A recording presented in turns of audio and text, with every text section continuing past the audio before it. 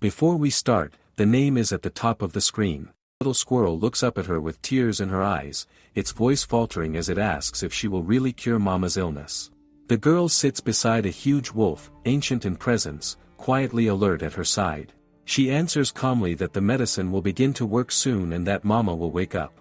A moment passes. Then, just as she said, the little squirrel opens her eyes, confused, asking where she is. The boy clings to his mother and cries out in relief, thanking the heavens again and again. They turn to the girl, calling her amazing. A soft, radiant smile crosses her face. When they say she is like a goddess, she only giggles and shakes her head, saying she is nothing so grand. She is Luna Lofariel. She was born as the only daughter to Duke Lofariel in the kingdom of Farin, which is protected by the goddess Siren. Actually, the current her remembers her previous life as Shirori when she was just 5 years old. She looks into the hand mirror and stares. No matter how she turns it, the face doesn't change. Is this really her? She was supposed to be a 30-year-old veterinarian. A tired one, sure, but still an adult. This face is far too young. Something is very wrong. She tries to remember. At first there's nothing, and then everything comes rushing back. Work had been unusually calm that day. She'd been given her favorite patient for a checkup since she finally had free time. After that, she was on her way home, already thinking about her favorite game. Then a truck appeared. And then boom. The door opens, and 2 people step inside. Her parents. Her mother asks if she's awake and how she's feeling. She answers without thinking that she feels fine. Her mother nods, satisfied, and says that's good, her fever's gone, probably because she slept for 2 days straight. She watches them talk. They're kind, familiar in an unfamiliar way. But they aren't the parents she remembers. And this place, this definitely isn't Tokyo. Her mother suddenly remembers something and brings over a book, saying the one she wanted finally arrived this morning. Shirori opens it. She stops. Page after page, animals she has never seen before stare back at her. None of them belong to any world she knows. Her mother chats casually, saying she thought it is a simple animal picture book, birds and mammals from the nearby forest. Shirori doesn't respond. She was a vet in her last life. She knows animals. And she has never seen these. The words on the page aren't Japanese. They aren't English either. She recognizes nothing and understands everything at once. This isn't her world. Her mother laughs softly and tells her father that the book even talks about holy beasts and demonic beasts. Shirori barely hears her. She keeps turning pages, slower now, eyes widening, heart racing. The animal-obsessed part of her wants to meet all of them right now. And just like that, because why not, Shirori decides to get over the whole "I died somehow" thing and live happily in this new world. Actually, she really just wants to keep working as a vet, but she probably cannot return to her previous world. Luckily, she was born into a happy home with a loving mom and dad. Plus, she enjoys embracing the new fluffs every single time she sees them in this new world. 11 years later. The prince stands there, finger pointed straight at her. A woman with a wicked smile clings to his arm as he declares that he is breaking off their engagement right here, right now. Not only that, but he is banishing her from the country as well. Just like always. As the story demands, she stands frozen, looking shocked and hurt, perfectly playing the role of the tragic heroine. Then, in a soft, confused voice, Luna asks why he is saying such things. Did she do something so unforgivable to Prince Gerald? Gerald scoffs. He says he has already investigated everything Isabel has told him, every one of her crimes.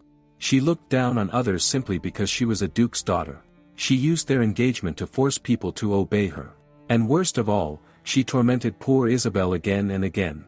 Now comes the part where the villain pretends to be the victim. She blinks innocently and says she would never abuse Gerald-sama's love, her voice sweet enough to make teeth ache. She even claims that if she were to become queen, she would destroy the country. Wait, what? Luna blurts it out without thinking, genuinely confused. When did she ever do any of that? The crowd begins to whisper. Maybe she's pretending. Maybe Gerald and Isabel are right after all. They say they've had enough of Luna's dominating attitude. She doesn't understand a thing that has been going on. She has never done anything like that. The prince straightens, arrogance radiating from him, and declares that he carries the weight of the entire country on his shoulders. He says that she is not fit to be with him and that she should leave at once.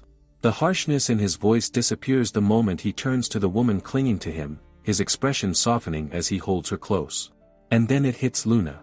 She jerks, stunned, realizing Isabel wanted to be Gerald, so she twisted him around her fingers. She was always with the prince at school. She knows she only likes other people's things. She says she understands she will leave this country immediately. She only asks that he does nothing to her family. The prince mutters fine, since he was the only evil person. If she disappears, he guarantees nothing will happen to the ducal household. She puts on an overly sweet smile and says thank you. Rest assured, her luggage will be back the moment she gets home. She decides she never wants to see his face again. Back at home, she grabs her luggage, feeling irritated by everything around her. Her father asks if she is really leaving alone. They could arrange an escort for her. She shakes her head. If someone comes with her, that person will have to leave the country forever as well. Her mother frowns. Even for the prince, this is extreme. She has never done anything wrong. This treatment is far too harsh. Shiori gives her mother a warm smile and tells her not to cry. It is fine, she has always wanted to travel the world anyway. Honestly, she feels relieved that she does not have to marry that man. Ever since the decision was first made, thinking of herself as the crown princess has felt suffocating. Her father looks troubled. Still, this situation is strange. He promises to do everything he can to overturn the verdict. Her mother hugs her and tells her to stay safe until then. Shiori stands next to her wide, imposing wolf and says that she is counting on him. Her father smiles. It seems he understands exactly what she means. Her mother remarks that she always thought they could understand each other. Her father points out that they have lived together since she was 6. Sylvain is practically her younger brother. Of course, they understand each other's feelings. Shiori smirks. That is exactly what she has been saying all along. She understands what animals say. Her mother says she is even acting like a child now. Even if they think she's lying, it is not a joke. Ever since she regained the memories of her previous life, she gained interesting powers, one of them being able to talk to animals. The wolf tells her that the prince is an idiot. How dare he kick Luna out, he asks. She shrugs. Even if he says that, they cannot change anything. And honestly, she feels relieved now that her engagement is annulled. The wolf grumbles that he hates him too. But thanks to him, he gets to travel around with her. Ever since she came to this world, she has never heard or met anyone who is capable of talking to animals, which is why she thinks it is a power given to just reincarnated people. The wolf asks her where she wants to go. She thinks for a moment and replies that she has been wanting to visit the kingdom of Edifan, which lies east of Farin. Edifan? He asks. She replies beastmen live in that country. They look similar to humans, but they have animal ears and tails. She has always wanted to go there. In her old life, beastmen only existed in storybooks. As an animal lover, she feels she has to meet them all. The wolf grins. Okay. This is going to be a lot of fun. She thinks a lot has happened, but since they are going on this journey now, they might as well enjoy themselves to the fullest, she thinks. Plus, this forest should have tons of new animals, so many fluffy little creatures to meet and play with. Her eyes sparkle, and she nearly drools at the thought. And honestly, she cannot stand being this far from him any longer. She tells him they should go now, and he takes off running while she perches on his back, holding on tight. Before long, they come across a shimmering lake. She stares at it, it's breathtaking, but then she suddenly freezes. Something catches her attention. She tells him to stop for a second. Her ears twitch and sharpen, picking up a faint, crying voice. She points and says it's coming from over there, they need to check it out. Following the sound, they reach a small clearing. A young white-eared squirrel cries desperately for her mother to wake up. The scene tugs at her heart instantly. She asks them what happened. The little squirrel wails that Mama is sick. Her eyes widen as she sees red spots covering the mother squirrel's body. She kneels, asking if she can examine her for a moment. Her instincts kick in immediately. This is a disease specific to white squirrels. Luckily, she has an anti-inflammatory medicine in her bag. The young squirrel explains that Mama's pain has been worsening over the past week and asks, trembling, if her mother is going to die. She shakes her head and tells her not to worry, she is amazing, and she will be able to heal Mama. Thanks to the medical book her father bought for her, she knows exactly what to do. This medicine will cure the disease. Soon, the mother squirrel blinks open her eyes and looks around, weak but alive. She notices the red spots are already fading. The medicine is working, and she should be fully better soon. The little squirrel cheers and thanks her, saying she is amazing, just like a saintess.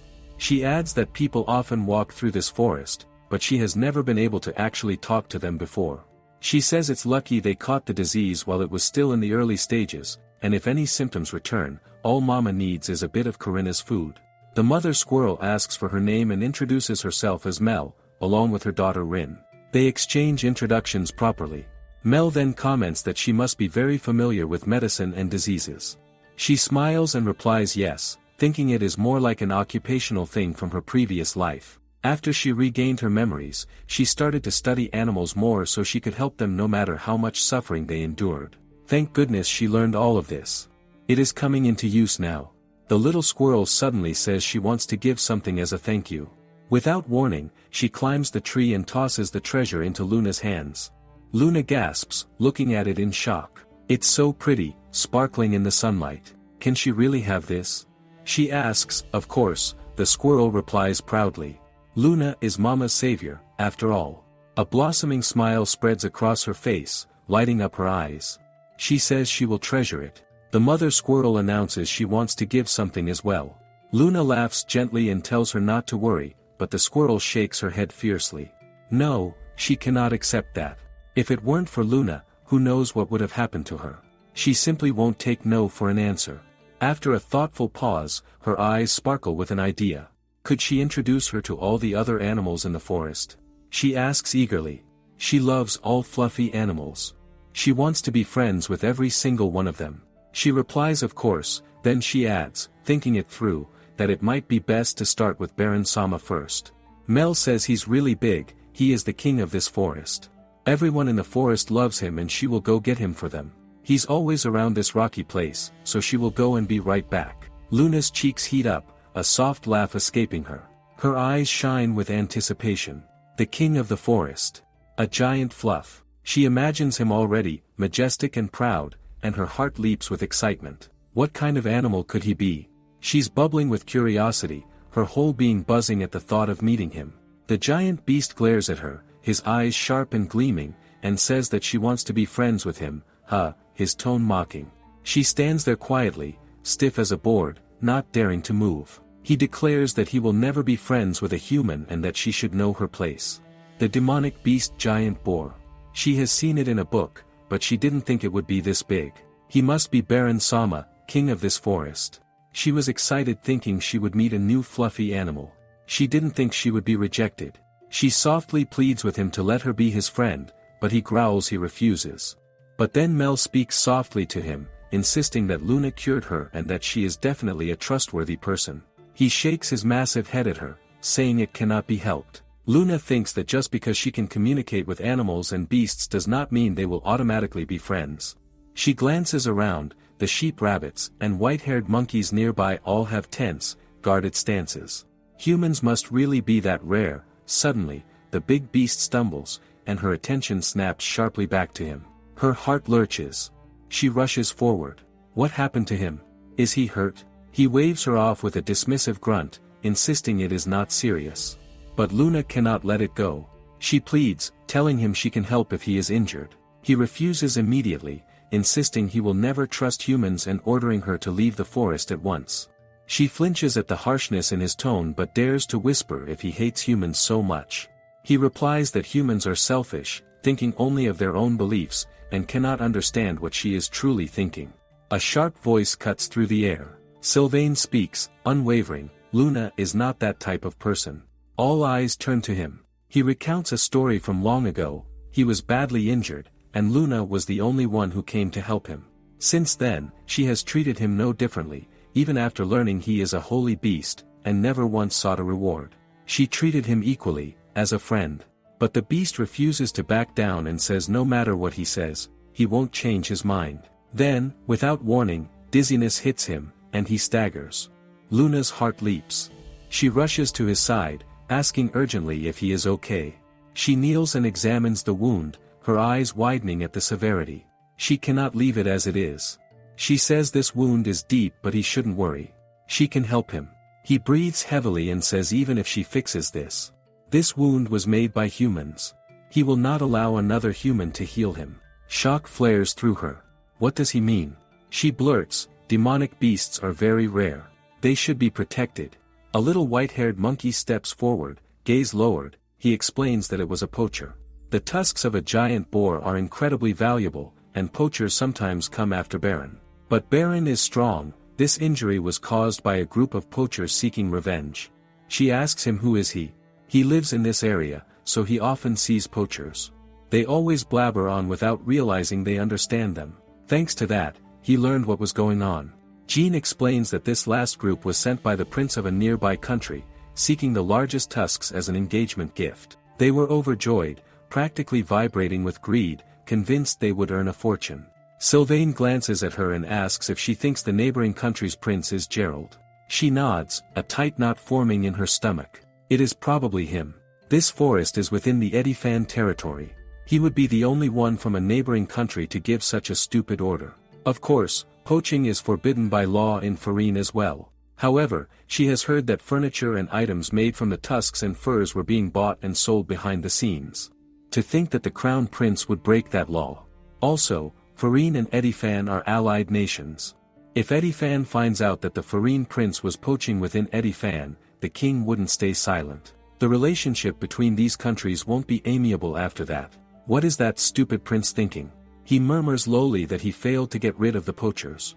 To think, even that beast would be on their side. Both Luna and Sylvain freeze, hearts pounding. That beast? What does he mean? Luna's senses sharpen, and even the wolf's ears twitch in warning. He steps forward protectively, calling her name in a low, urgent tone. She senses it too, someone is coming. The rabbit's faces blanch with fear. The beast sniffs the air and growls, thinking how foolish it is that the poachers would return, that they still haven't given up. The squirrels cling to each other, Rin crying out to her mother in terror. The rabbits whisper nervously among themselves, wondering what will happen.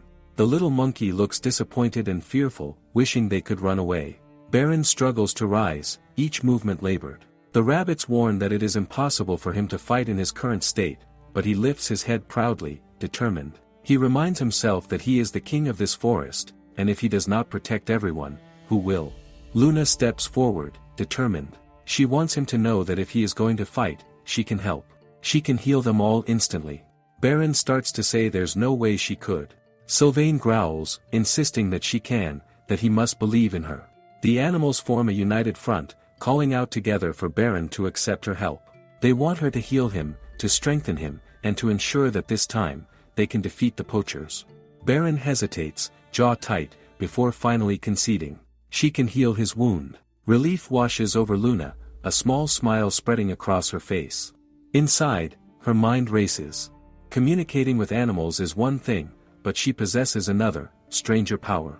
She activates her skill selection mode, the ability to use skills from the game she was once addicted to. She selects the skill healing. EGK was an RPG that allowed players to use various types of skills. She doesn't know if it is because she played the game too much or if it is a cheat ability. However, in this world she can use all the different skills that she knew in the game: attack, recovery, and defensive. Light radiates from the spot where the wound was. In an instant, it closes completely. The rabbits gasp, pointing out that even the swelling has vanished. This is a surprise, almost like magic. She knows this skill cannot cure illnesses like Mel's, but for an open wound, it works perfectly. No matter how much Baron wants to protect everyone, he could not have continued fighting with an injury like that. She asks if he can stand, and slowly, he rises, testing his strength. He looks at her and says that he owes this little girl a debt. Luna shakes her head, smiling softly. She tells him that she is happy to see him healthy again. He only needs to focus on fighting the intruders. Sylvain replies they will also help. She always has the skill detection activated. If she is correct, they should be close. There they are, two humans and a beast. She thinks they can beat them, but just in case, she activates the skill blessing. Baron asks what this power is. His body feels lighter, stronger, overflowing with energy. Before anyone can respond, Sylvain suddenly roars a warning, telling everyone to look ahead. A massive, double-headed hound bursts out of the trees, leaping straight toward them. Baron reacts instantly. He moves in front of Luna without hesitation, shouting for her to watch out. With a powerful swing, he grabs the beast midair and hurls it aside. The hound crashes into a tree trunk with a thunderous impact. He looks shocked. That wound should not be healed yet. He was certain Baron would be weakened. Instead, the beast looks stronger than before. How is this possible? Baron straightens, towering proudly, and remarks that he hates to say it, but there happens to be a very reliable goddess standing on his side now. Luna thinks she's glad blessing is a skill that boasts all of the target stats. It appears to be effective. Suddenly, a man raises his bow, aiming straight at her. Sylvain lunges on another man and slams him into the ground. Luna does not hesitate. She summons her magic bow and releases an arrow of her own, striking first. She declares that she will not allow anyone to hurt her companions. The man clutches his injured hand, staring at her in shock, and demands to know just who she is. Her skill holy arrow doesn't have great force, but it always hits the mark. She never thought she would use the attack skills. She tells him poaching is a felony and to give up. She plans to hand them over to the authorities. She thinks it would be troublesome if anyone found out that Gerald gave the order. She cannot overlook something like this. Sylvain casually lifts the man by the collar, holding him in his mouth the way a wolf might carry an unruly pup. There is no strain in his posture, only mild annoyance, as he lets Luna know that someone else is approaching. With lazy confidence, he remarks that someone else's people are approaching. Luna blinks and asks if they are companions of the poachers. Sylvain shakes his head. Their scent is different. He says no. Their scent is different from these guys. It also doesn't smell like mud-covered poachers trying to hide their scent. It is more of a pleasant smell. Several people are heading this way. Luna pauses, then thinks that if they are not enemies, it might be better to show them respect. Suddenly, a voice cuts through the forest, asking what is going on here. Luna freezes. She slowly turns toward the source of the sound. The moment she sees them, her breath catches. Her eyes go impossibly wide, her face flushing bright red, her mouth nearly drooling despite herself. Beastmen. Real, living beastman, standing right there in front of her. At the great temple of Farine, a furious roar shakes the air. The holy beast demands to know if it is some kind of joke. He stands towering before the altar, while the prince and his lover kneel below, trembling. His voice is cold as he calls them fools. Is the prince truly saying that he expelled Luna from this country? The prince stiffens and hurriedly claims the beast must be mistaken. Luna, he insists, is a terrifying villainess who committed countless wrongdoings against a pure maiden named Isabel. He announces that he has come to formally report that Isabel is now his new fiancée. The holy beast listens in silence until his gaze hardens. He tells the prince to stop speaking. He will not tolerate another insult against Luna.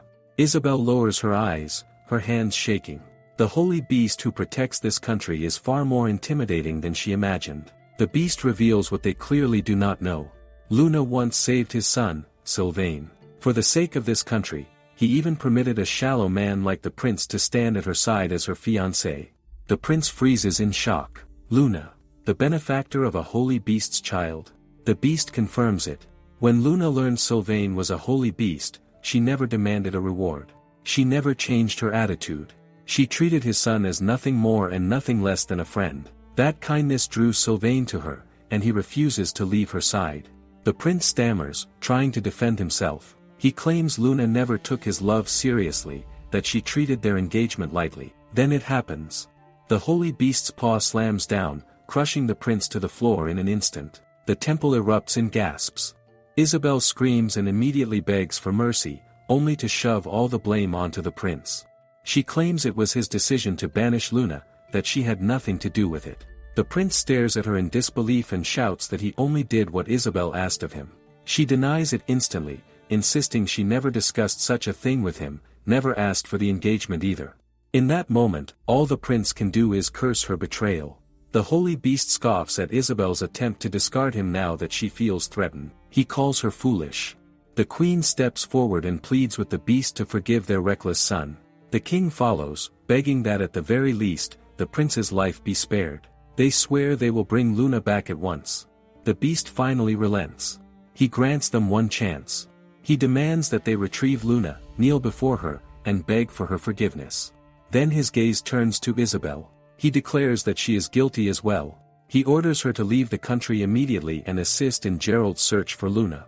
Isabel jerks back in horror, blurting why does she have to do that. He declares that they are both responsible for Luna's expulsion. Perhaps, he suggests coldly, they would prefer to become prey beneath his claws instead. Isabel stiffens and immediately bows her head, forcing out that she understands. The holy beast tells them he expects results. Nothing less. Suddenly, a blinding light erupts around them. Power wraps tightly around their bodies.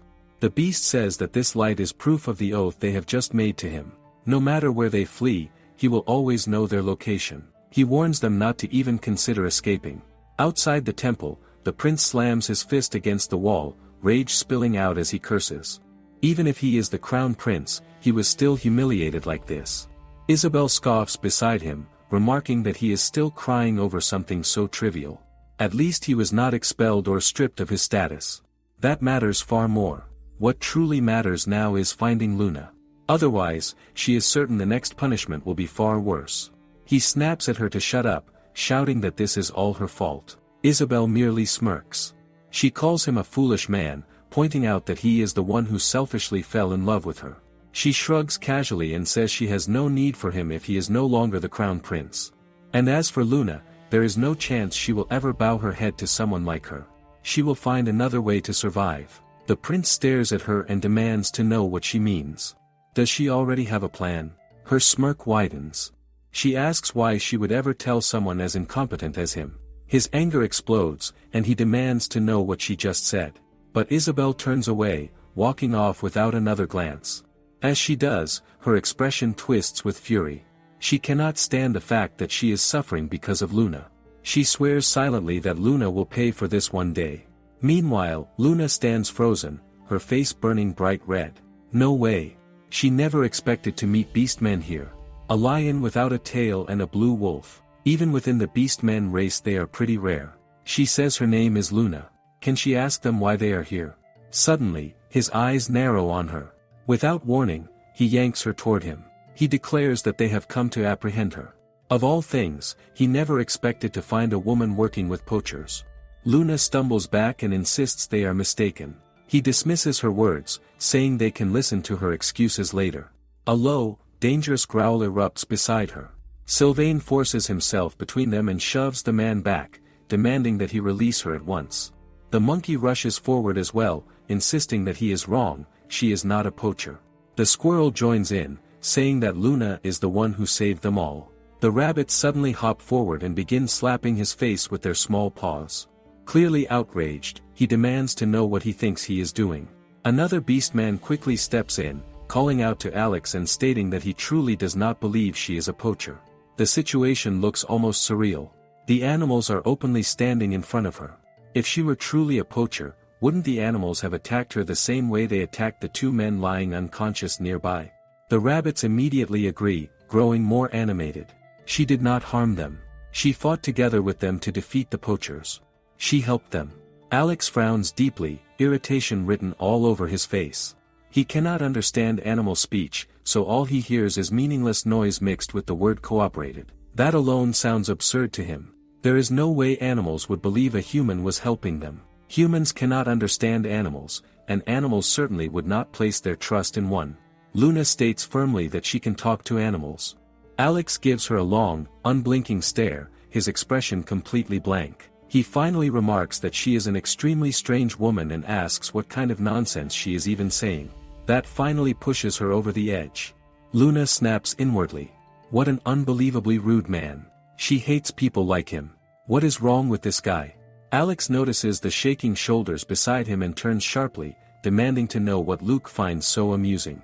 Luke straightens quickly and apologizes, explaining that he is simply shocked. It is incredibly rare for someone to openly dislike the normally adored Royal Highness Alexander.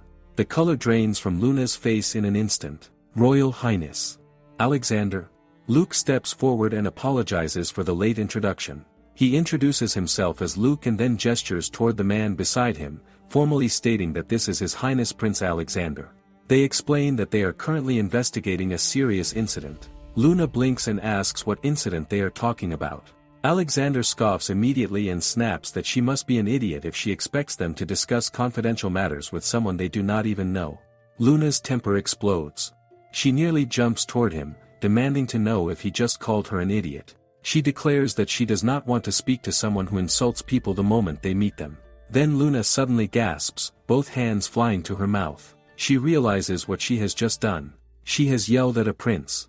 Luke quickly steps in, saying she is not wrong and apologizing sincerely for what the prince said. Even Alexander hesitates before muttering an apology of his own. Luna freezes, staring at him in disbelief. This prince is nothing like Gerald. Alexander then states that he wants to hear what happened during the poacher attack and asks if she would accompany them back to Ediphalia. Luna immediately agrees, realizing that Ediphalia is the capital of Edifan. She was heading there anyway. Cooperating with their investigation works entirely in her favor. The animals immediately gather around her, anxiously asking if these people are enemies as well. Luna reassures them that they are not. She explains that she needs to discuss matters with them and that she will be traveling with them to the city. She tells them it is time to say goodbye. The animals refuse to believe her. They insist she is lying. They claim they know the men are planning to take her to prison alongside the poachers. She tells them it is okay. They came here to protect the forest for all of them. But suddenly they declare they will go with her. Luna can only stand there in absolute shock. The animals fidget nervously around Luna. The rabbit says that it doesn't want to say goodbye to her, and another insists it will not go anywhere with the scary-faced man. They are determined to protect her no matter what. Luna, kneeling slightly, smiles warmly and tells them it is okay, they should not worry. She tells Baron to speak to them. Baron apologizes and tells Luna to let the animals decide for themselves. She has already become one of their companions and their concern is genuine. She nods softly, understanding the truth in his words. She admits to herself that she did not want to leave anyone behind either. Then, she asks them if it would be all right for these children to accompany them to Ediphalia. Luke smiles and thinks it is fine, he does not mind at all. They are welcome to bring all their friends. The prince mutters they should do whatever they want. Baron steps forward and thanks Luna, reminding her to take care of everyone. She beams at him and assures him that she will handle it. He admits that he may have misunderstood her at first, but he is glad to have met her and hopes she will come back to visit sometime. Luna beams and affirms that she will. Later, in the carriage, she leans slightly forward and quietly calls out Alexander Sama. He gives her a blank look and thinks she should not suddenly become so kind. Alex is fine. She asks is it really acceptable for her to talk impolitely to a royal. Then she wonders aloud why he was in the forest. He responds that he was investigating the incident. Curious, she asks why she was in the forest and where she came from. He frowns, thinking there is no way she could admit that she was once the crown prince's fiancée in Farine, especially since she had been exiled from the country. Luna blurts that she used to live in Farine, but she left for Edifan in search of a new job. When they arrive at Ediphalia, Luna leans toward the carriage window. The animals press close, their tiny faces and ears twitching in awe. The rabbits exclaim that the wall is enormous. The squirrels squeak in delight, calling it amazing. Sylvain calls Luna, urging her to look at something in the distance. She turns to him, curious, and asks what he is pointing at.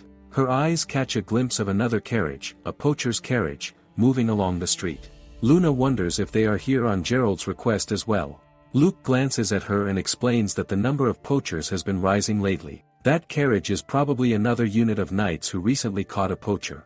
Alexander's expression darkens, anger flickering in his eyes. He mutters that even though they know who the mastermind is, they still cannot act. Luke replies calmly that without proper evidence, they are powerless to intervene. Luna frowns slightly, confused. Are there others, besides Gerald, who are requesting poachers? And are these people untouchable even by the royal family? Sylvain's nose twitches sharply. He murmurs that something is off, he smells a strange kind of blood coming from that direction. Luna stiffens, her heart skipping a beat. She asks Luke and Alexander what is over there. Luke points toward the castle gate and tells her they should be arriving soon. She tells them this child is smelling blood coming from there. Could someone be injured? Alexander casts her a skeptical look and remarks that she is still claiming she can talk to animals. Luke cuts him off, cautioning him to wait. Something has clearly happened. A cluster of guards is gathering near the gate. The prince finally says they should check just in case. He tells Luna to stay back for now.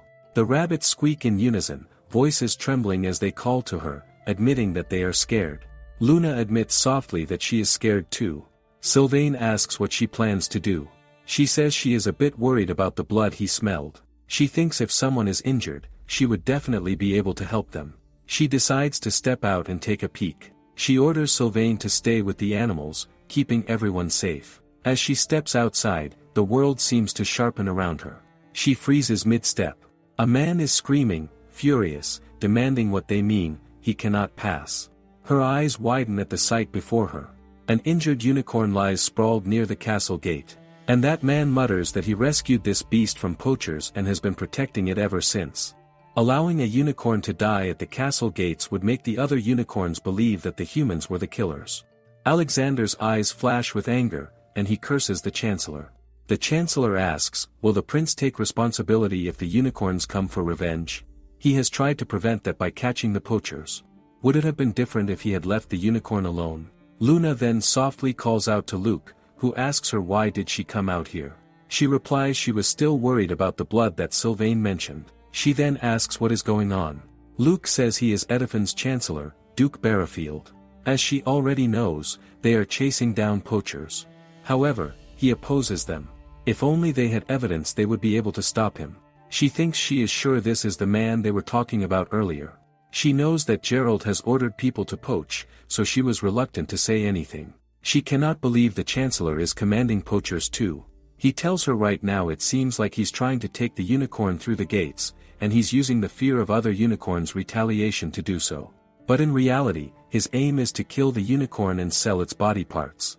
The Chancellor asks the prince can he stop impending and let him pass with this animal. They are short on time. He tells him it is going to die soon anyway. He is sure when the unicorns come to take revenge, His Highness will take responsibility and kill them all. Anger flashes across Alex's face and he curses him.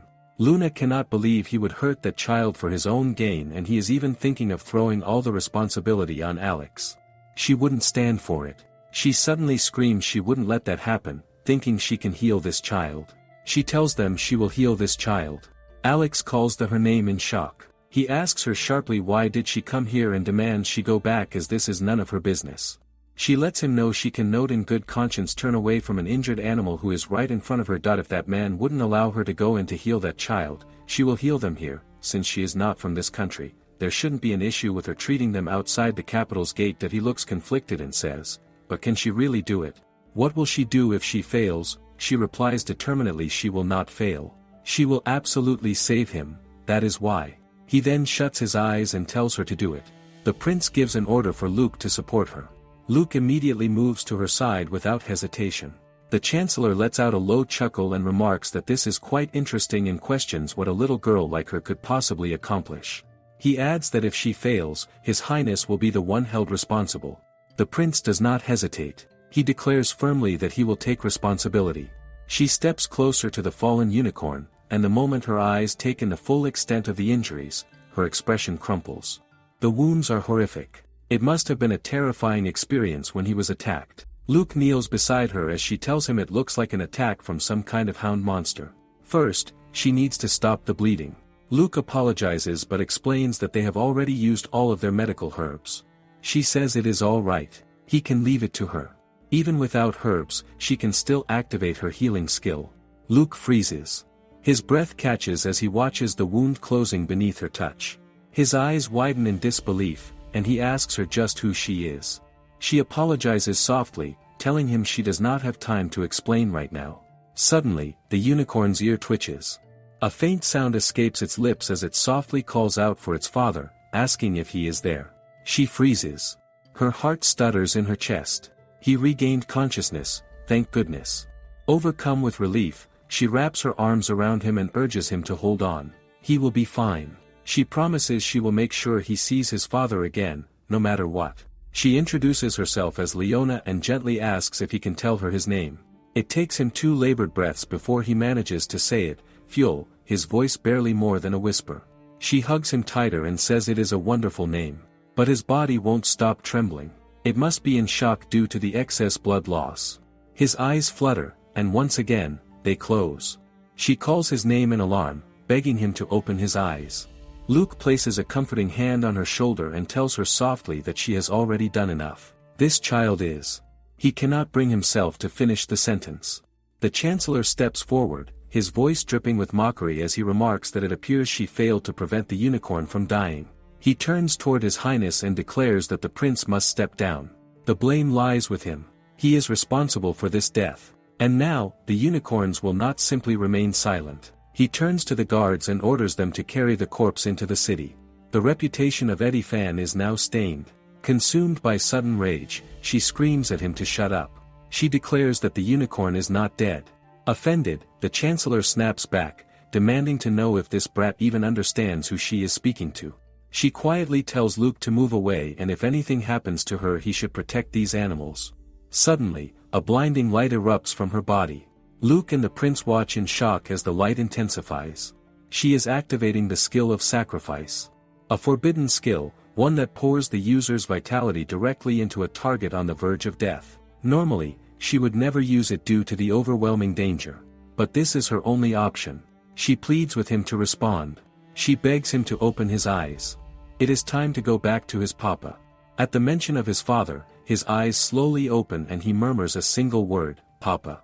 She pulls him into a gentle embrace. She tells him that is right. They will go back to his papa together. His weak voice reaches her ear as he calls her big sister.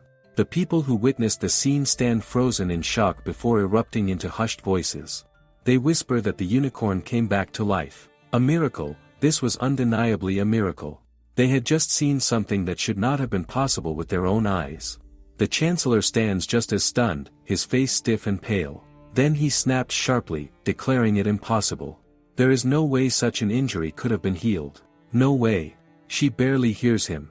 A soft murmur escapes her lips as she says that thank goodness, everything should be all right now. But even as the words leave her mouth, the color drains from her face. Her knees buckle, and her body tilts forward.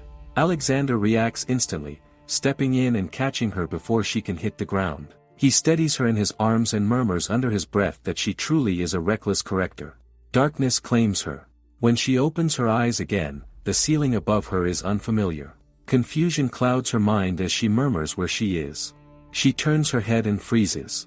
The animals are gathered around the bed, watching her intently. The moment they realize she is awake, they cry out all at once. Mel and Rin burst into tears of relief. Sylvain steps closer and tells her that she has been asleep for 2 whole days. They were not certain she would wake up again. Her chest tightens as she realizes the cause. She must have fainted as a result of using the sacrifice skill. Just then, a maid enters the room, her expression brightening the moment she sees her eyes open. She says she is glad to see her awake and explains that she is currently in the royal castle. This room belongs to the annex assigned to His Highness, the second Prince Alexander. She adds that the doctor said the saintess must have worked herself far too hard to end up in such a state. Naturally, the doctor was immediately summoned here. She pauses, then bows politely and apologizes for the late introduction. Her name is Mina. While she remains in the castle, Mina will be the one taking care of all her needs, so she should not worry. She thanks her quietly, then hesitates before asking who this saintess is. Mina blinks, clearly surprised by the question, and replies that it is her, of course. Her expression turns completely dumbfounded. But when she thinks back on what she did, saving a dying unicorn at the brink of death, it suddenly makes sense why they would call her that. Mina continues, explaining that news of her saving a unicorn has already spread across the country. She gasps, her hands tightening in the sheets as she asks if that is true. More importantly, she asks if the unicorn is all right. Mina smiles reassuringly and tells her that Prince Alexander personally arranged for the unicorn to receive continued treatment from specialized physical therapists. The unicorn has already recovered significantly. Relief washes over her. She realizes that Alexander truly did help. She is so glad, so deeply relieved, that he is safe. After a brief pause, she asks if Mina can tell her if anything happened to a man named Barrafield. That guy was directly ordering poachers to harm Fuel, but then Mina presses a finger to her lips and whispers she cannot talk about these things outside of this room. Since she is the saintess, she will tell her a bit. There are rumors saying that the Chancellor Duke Barrafield is getting rich through poaching. They say he is using wealth to connect with various aristocrats and that his power now rivals the royal families. That is not all. He is also related to the royal family. It is unfortunate, but one wrong move and the possessions of Alex and His Majesty could be jeopardized. Luna knew it. All of it is his doing. The squirrels look at her, asking what is wrong. She's making a scary face. Even Sylvain looks worried and asks her if she's okay. She replies she is sorry, she is fine. They point out her complexion doesn't look good. The rabbit suddenly presses closer, snuggling its soft face against her cheek as if determined to warm her up. The unexpected touch immediately steals her attention, and her expression softens into a genuine, happy smile. The rabbit insists that it would be better if she rested a little longer. She gently protests, saying that she has already slept for 2 whole days. Honestly, she feels fine now and she apologizes for making everyone worry so much. As she speaks, she realizes something important. Just seeing her look even slightly upset had been enough to make all of them gather around her, offering comfort in their own ways. That is right. She is not alone anymore. Mina watches the scene with a fond smile and remarks that she really does get along well with animals. While she was unconscious, not a single one of them was willing to leave her side. They had remained there day and night, guarding her as if it were the most natural thing in the world. She replies that it is because they are all very close, and she thanks Mina sincerely for taking care of them and her. Mina waves it off gently, telling her not to mention it, and adds that while she is staying here, she should simply call her Mina. After all, Luna-sama is now being addressed as the Saintess. She hesitates for a moment, then agrees with a small nod, saying that Mina it is, and that she will be relying on her. Mina then adds casually that it should be about time for Alex to come check on her. He must be very worried. Normally, he is far too busy handling public affairs to spare time for anything else. She gestures toward a vase nearby and mentions that the flowers there are from His Highness himself. Her eyes widen in shock. She asks if Alex really gave her those. She cannot recall him being that kind or polite of a man. Mina laughs softly at her genuinely confused expression, calling her an interesting person. She blinks in surprise and asks what she means by that.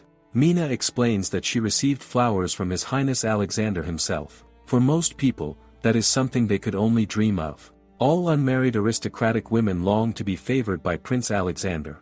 She listens quietly, then thinks to herself that, well, she supposes he is pretty cool. After all, he is the prince of this country. Her first impression of him is still bad. Still, she supposes she should be grateful. He believed her in the end. He allowed her to heal Fuel. That alone counts for something. Then a dangerous memory resurfaces, uninvited and far too vivid. He caught her when she collapsed. He held her when she fainted. No. No, no. She immediately scolds herself. That was nothing more than obligation. Anyone would have done the same. He is a prince, after all. Of course he would not let her fall to the ground. Her face feels warm. She tells herself that the heat has nothing to do with him. It is simply because she had very little experience with men in her previous life. That must be it. Unfortunately, that excuse does absolutely nothing to stop her face from turning even redder when his voice reaches her ears, asking how she is doing. Mina assures him not to worry. She explains that Luna has finally awakened and appears to be doing well. A moment later, the door opens. He steps inside, his presence immediately filling the room, and says that this is perfect timing. Fuel enters with him, staying close to his side. He then apologizes. He admits that he mistook her for a poacher in the forest. Seeing how desperately she tried to save the unicorn made him realize that it was all his misunderstanding. She smiles gently and says that it is fine. She is simply glad that everything has been cleared up. More than anything, she is grateful that he trusted her in the end. He tells her there is no need to thank him. If anything, he is the one who should be grateful. He asks about her condition and adds that it would probably be best for her to rest a little longer. She insists that she is fine. More importantly, she says that she wants to bring Fuel to meet his father as soon as possible. His father must be terribly worried. He responds immediately, saying that if she is well enough, they will depart tomorrow. They will travel to the unicorn's forest. He will prepare knights for the journey. Then he asks her if she would like to come along.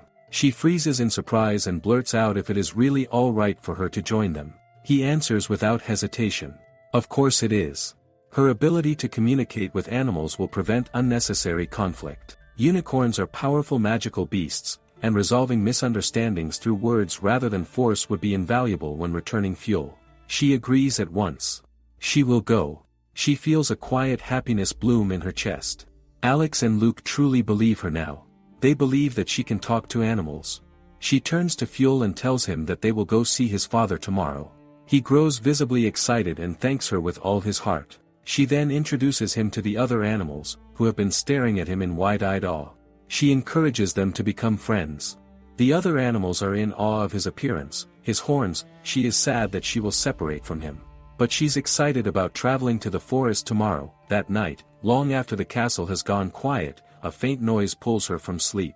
Sylvain is already awake. He looks at her with alarm and motions for her to come closer.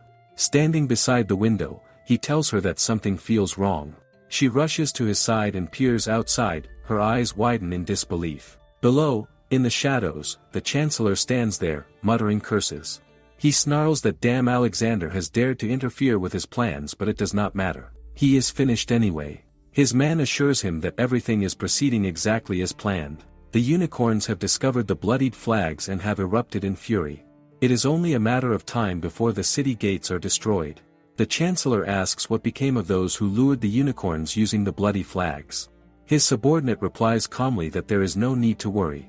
They were paid handsomely and forced to flee to another country. He says perfect, Alexander should not have hunted them. He adds it is almost terrifying since the guards will only protect the king. That leaves the Red Knights, Alexander's unit, to deal with the enraged unicorns. The pack leader is a holy beast named Orzels. Suppressing him without casualties is impossible. Alexander's older brother is already ill.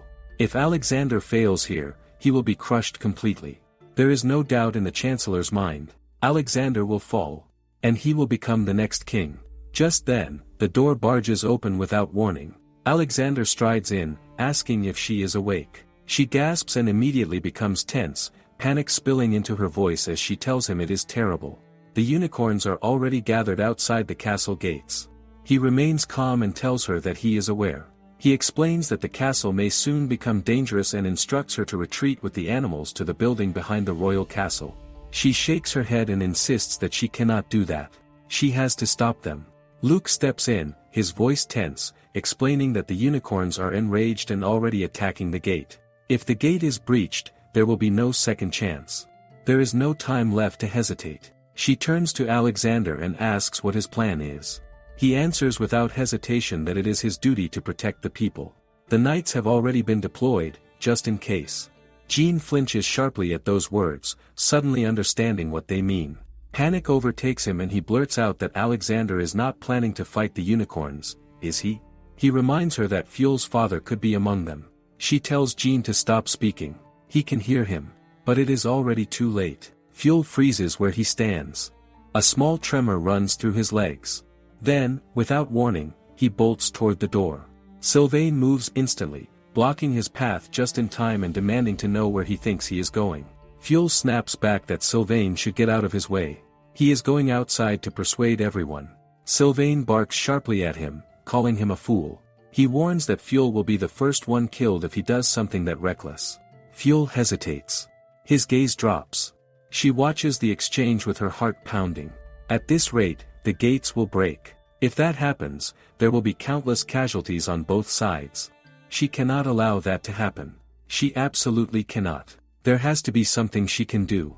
Then Fuel quietly calls out to her. He asks her to take him to them. She flinches immediately and refuses. It is far too dangerous. But he insists. He tells her it will be all right. He does not plan to leave the castle gates. From inside the gate, he will contact them using a method they will definitely recognize. If he can just reach his father, who is leading the pack, he is certain that he can calm everyone else. Finally, she nods. They will do it. Even if the chance is small, she will take it. She will do anything to stop the fighting. But before she can move, Alexander grabs her wrist. She reminds him she is in a hurry. She has to get Fuel out there so his voice can be heard. He quietly asks her what she is talking about. He says that they do not know why the unicorns are attacking the city, but it is safe to assume that Fuel is involved. She answers firmly that she is certain. Once Fuel's voice reaches his family and friends outside, the pack will calm down.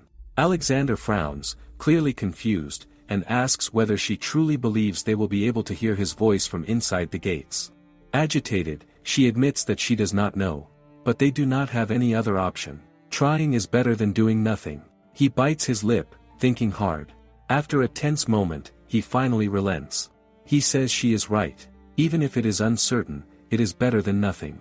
Relief finally breaks through her tension, and she smiles brightly. Alexander immediately turns and tells Luke to hurry as well. Luke stops him. He says they should wait. If they are truly going to do this, then he believes he has a better idea. Later, she stands at the very top of the castle gates and looks down at the scene below. From here, it is easier to hear his voice. It is just like Alex said, the knights are already prepared for the battle. What would happen if the gates were to suddenly break? They need to stop this riot before anyone dies. This area is the closest they can get to the castle gate. She asks Fuel if he thinks he can do it. He says yes, but it comes out shaky and hesitant. Sylvain tells him it is all right, they are all here with him. Jane tells him that is right, he can do it. He is his younger brother after all. The rabbits also cheer him up. Fuel thanks everyone, his cheeks faintly flushed as a new, determined light settles into his eyes.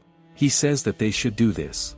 He draws in a deep breath, filling his lungs as much as he can, and then shouts with everything he has. She watches him, her body tense from head to toe. It does not work. His sounds of the attacks are too loud. His voice is being drowned out.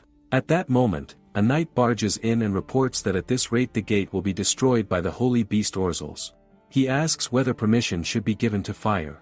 Alexander immediately refuses. If they do that, it will only fuel the unicorn's fury. The messenger hesitates, pointing out that if this continues, Alexander cuts him off, saying he knows but they need to wait a little longer. Fuel already looks drained. His breaths come out uneven and strained. She watches him anxiously.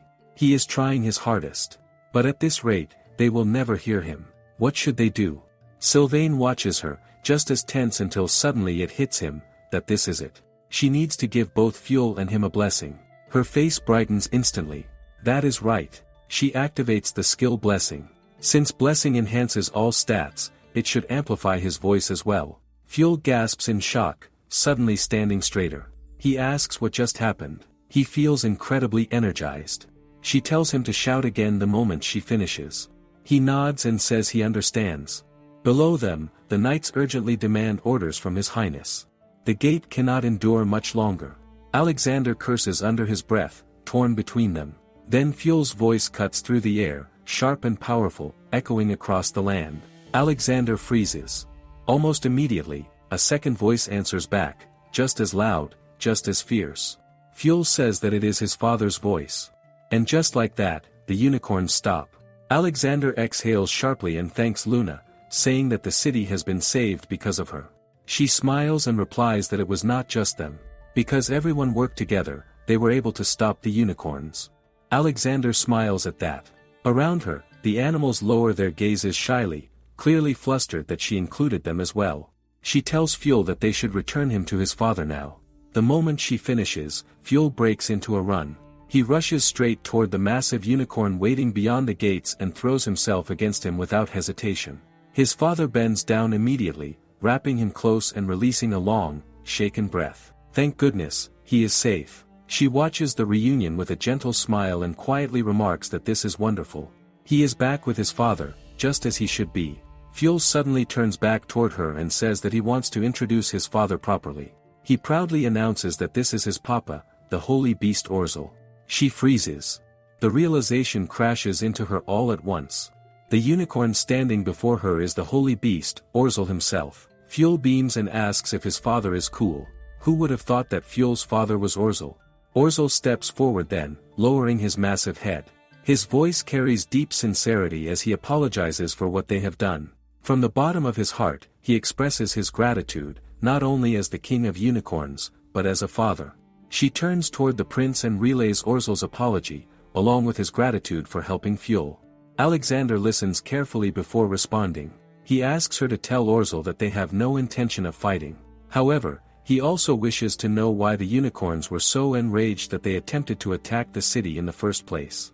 At that, Orzel gives her something that makes her breath hitch. A flag. It is soaked dark with blood. Even Alexander and Luke stiffen at the sight. Orzel explains that every unicorn present lost control when they saw the flag drenched in Fuel's blood. They truly believed that the knights of this country had harmed Fuel. Alex says the only person twisted enough to smear blood onto the knight's banner would most likely be Barrafield. Everything falls into place. Of course the unicorns would attack the city after seeing something like that. But Luna remains confused and says if they had really attacked the city, would the Chancellor even be safe? Luke answers his plan is probably more like this. He intended to cause a war between the unicorns and knights, giving both sides injuries. Then the defeated knights and weakened unicorns would be finished off by Barrafield at the last moment. Doing so, he would have obtained achievements as well as public support. Afterwards, he would blame Alex for being incapable of defeating the unicorns. He would use that as a leverage to rule as the next king instead of Alex. Alex grits his teeth and curses. He needs to hurry up and find some evidence so he can catch him. Sylvain suddenly lowers his head, sniffing the ground and says that he knew it. She turns to him immediately and asks what is wrong. He calls out to her and says that this flag carries the same scent as the footprints they found back in the forest. The scent grows stronger in this direction. He is certain that the person responsible is currently outside the city. She relays this to Alex, explaining that Sylvain believes the person who delivered the flag is still nearby. Luke says that in that case, the culprit is almost certainly that individual. They were likely acting under Barrenfield's orders, using Fuel's blood to lure the unicorns into attacking the city. After receiving their reward, they would have been instructed to leave immediately to avoid being discovered. Luke adds that if this is true and they are able to capture that person, they would finally have the evidence needed to bring Barrenfield down.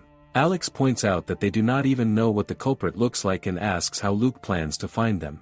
He then turns to Luna and reminds her that she said Sylvain could identify their scent. He asks whether she thinks Sylvain would be able to help track them down. She turns towards Sylvain and asks him directly if he can do that. He answers immediately that of course he can. His teeth grind together as he says that he cannot forgive them. He will absolutely capture them. She agrees without hesitation and tells the others that Sylvain can do it. The prince starts to say that in that case, she should remain behind and wait here, but she points an accusatory finger at him and sternly tells him not to even think about leaving her behind just because she is the only one capable of communicating with Sylvain and because he thinks it is too dangerous. She makes it clear that she will obviously be going with them. When he finally says okay, she grins in satisfaction. Alex then turns to Luke and places him in charge while he is gone. Luke replies that he will keep the knights on standby and will be ready to capture Barrenfield the moment he receives the order. Orzel then speaks up, saying that if they are in a hurry, they can ride on his back. Luke looks shocked and asks if he is really offering to let them ride him. Alex is equally stunned, saying that unicorns are creatures that rarely interact with humans, let alone allow them to ride on their backs. He has never heard of such a thing before. Orzel responds casually that while they are people, they are also friends who risked their lives to save his son. He adds that if the criminals are riding fast horses, they may have already escaped by now. He will never forgive anyone who has harmed one of his own. Determination burns in her eyes. They cannot let them escape. She swears to herself that she will expose every despicable deed Barrenfield has committed. Port Town, Loferzak. The unicorn races through the streets at a terrifying speed, hooves barely touching the ground as wind tears past them. The prince asks Luna if she is all right. She answers that she is fine, steadying herself as best she can. The prince says it is incredibly fast, but she expected nothing less from Orzel's. Privately, she realizes that she is less amazed by the speed itself and more astonished by the fact that she is somehow still sitting upright. She then calls out to Sylvain, asking if they truly went this way. He responds immediately and with absolute certainty that they did. Without a doubt. He adds that their scent is much closer now. Alex asks why they would choose to run straight into the middle of a town. Luna explains that this is a port town that accepts ships from many different countries. If they are desperate, escaping by sea would be the fastest way to disappear. He warns that if they make it onto a ship, even Sylvain's nose will not be enough to catch them. She agrees grimly. Once they cross borders by sea, they will not be able to interfere easily with other countries. That is why they have to catch them now. She suddenly freezes when Sylvain stops and lifts his nose. He announces that he has found them. He points ahead and says that the criminals are on that boat over there. The prince points out the ship is already leaving the port. There is no way they can make it in time. Orzel's eyes narrow. Orzel suddenly leaps forward and tells them to hold on tight, warning that he does not want them falling off. Meanwhile, on the deck of the ship, a man smirks as he looks down at a pouch filled with coins. He mutters that he cannot believe he received this much money for such an easy job. He even managed to stock up on supplies. Laying low in a foreign country for a while does not sound like a bad idea at all, enjoying the rewards of a job well done. Then his expression shifts. People near the railing suddenly gasp and point toward the port, shouting in disbelief about a unicorn. His heart skips. No way. Someone chasing him all the way out here. That cannot be possible. There is absolutely no way they tracked him this far from the capital. The next moment, the unicorn lands on the ship. The deck shakes violently. Passengers stumble backward in shock. Prince Alexander steps forward, and screams at the sailors to return this ship to the shore. The people freeze, whispering among themselves in disbelief about why His Highness would be in a place like this. Luna never imagined Orzel could jump that far. Thanks to him, they are now on board, and with the ship still so close to shore, it will have no choice but to return, where Sylvain can track everything properly. Alexander advances calmly. Luna calls out to him instinctively, but he tells her to stay with Orzel. The man snarls and draws his sword, stepping forward to clash with the prince. He declares that they will have a serious problem if the ship turns back around. He figures that if it comes to it, he will simply defeat His Highness and take control of the ship himself. Luna stiffens in place. There are far too many passengers. There is no way she can help directly. Using the holy arrow here could go wrong. One miscalculation and someone innocent could be hurt. The prince says coolly that the man seems to be underestimating him quite a bit. In one swift motion, he cuts across the man's leg. The man collapses with a cry, crashing onto the deck. Alexander tells him not to worry. He is an important witness to Baronfield's plan, so he has no intention of killing him. The man curses under his breath before screaming at his men, demanding to know what they are standing around for and ordering them to kill the prince. Multiple swords rush in at once, steel flashing from every direction. Alexander meets them head-on, fighting alone. Soon, they hit the deck, unconscious. Alexander glances around and says that he thinks that is everyone. He then notices a man standing nearby, trembling uncontrollably. He calls out to him and tells him to bring a rope so they can tie these men up. Luna rushes over, eyes shining, and tells him that was incredible. She cannot believe he defeated so many people by himself. Then she notices it. Someone behind him. A bow drawn. An arrow released. She shouts a warning and moves without thinking, throwing herself forward and shielding him.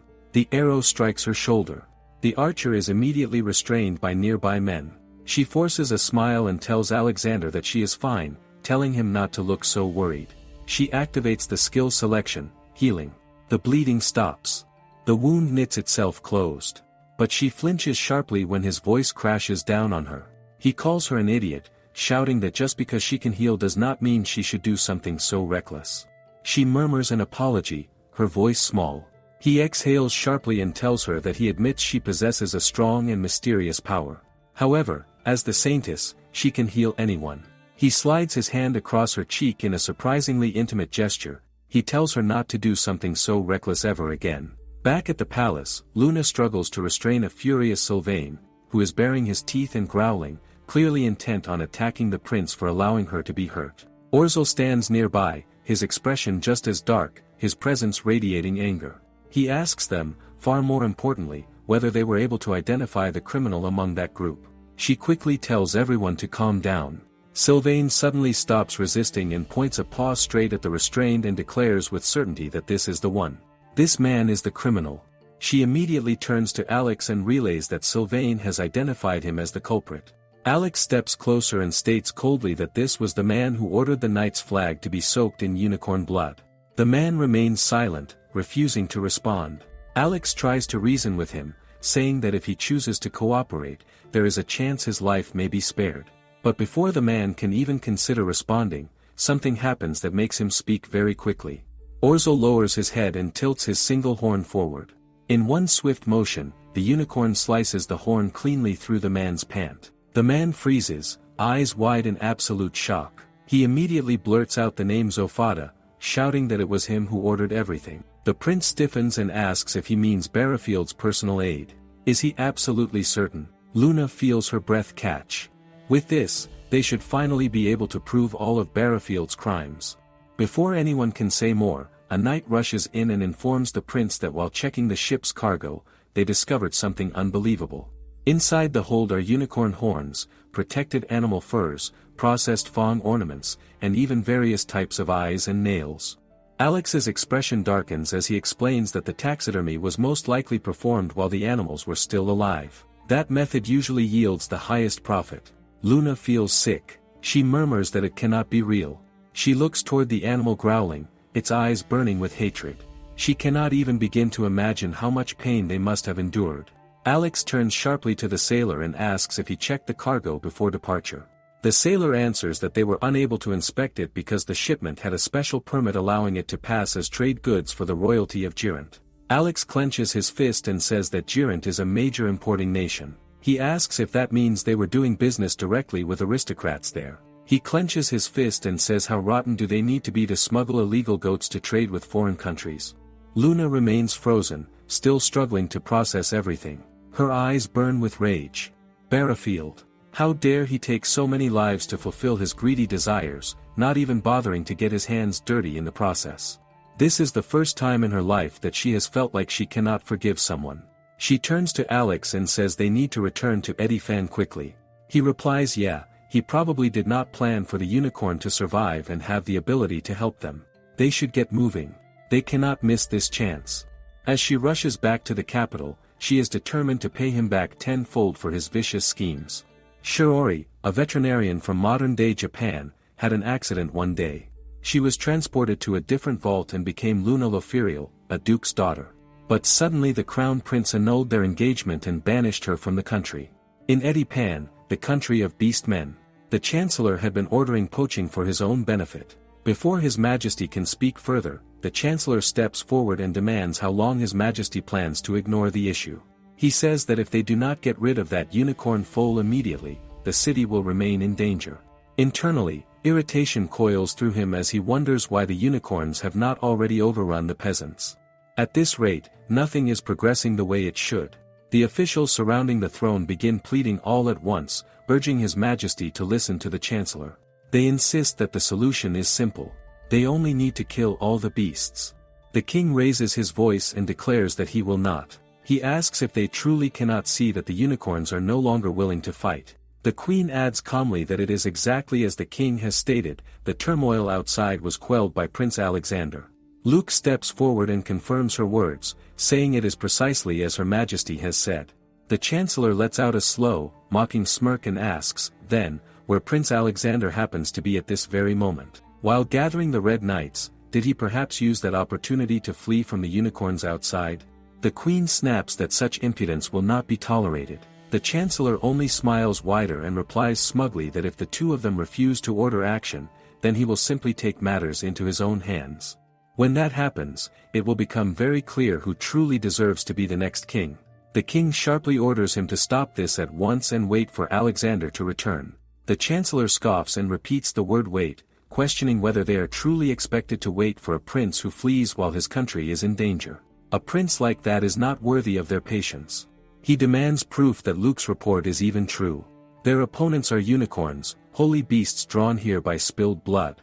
They must act before it is too late. At that moment, Jean, cradled in the arms of one of the maids, suddenly jerks upright. He shouts that he cannot take this any longer and launches himself forward.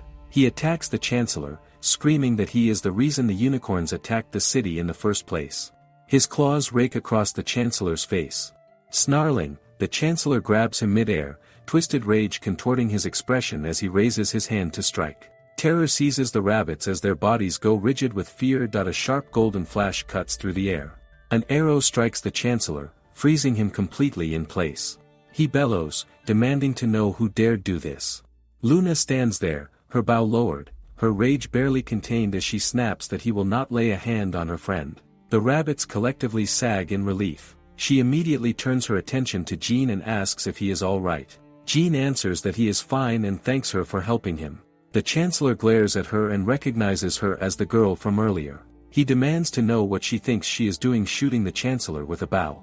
He declares that such a crime is worthy of death. She fires back that worthy of death applies far better to him.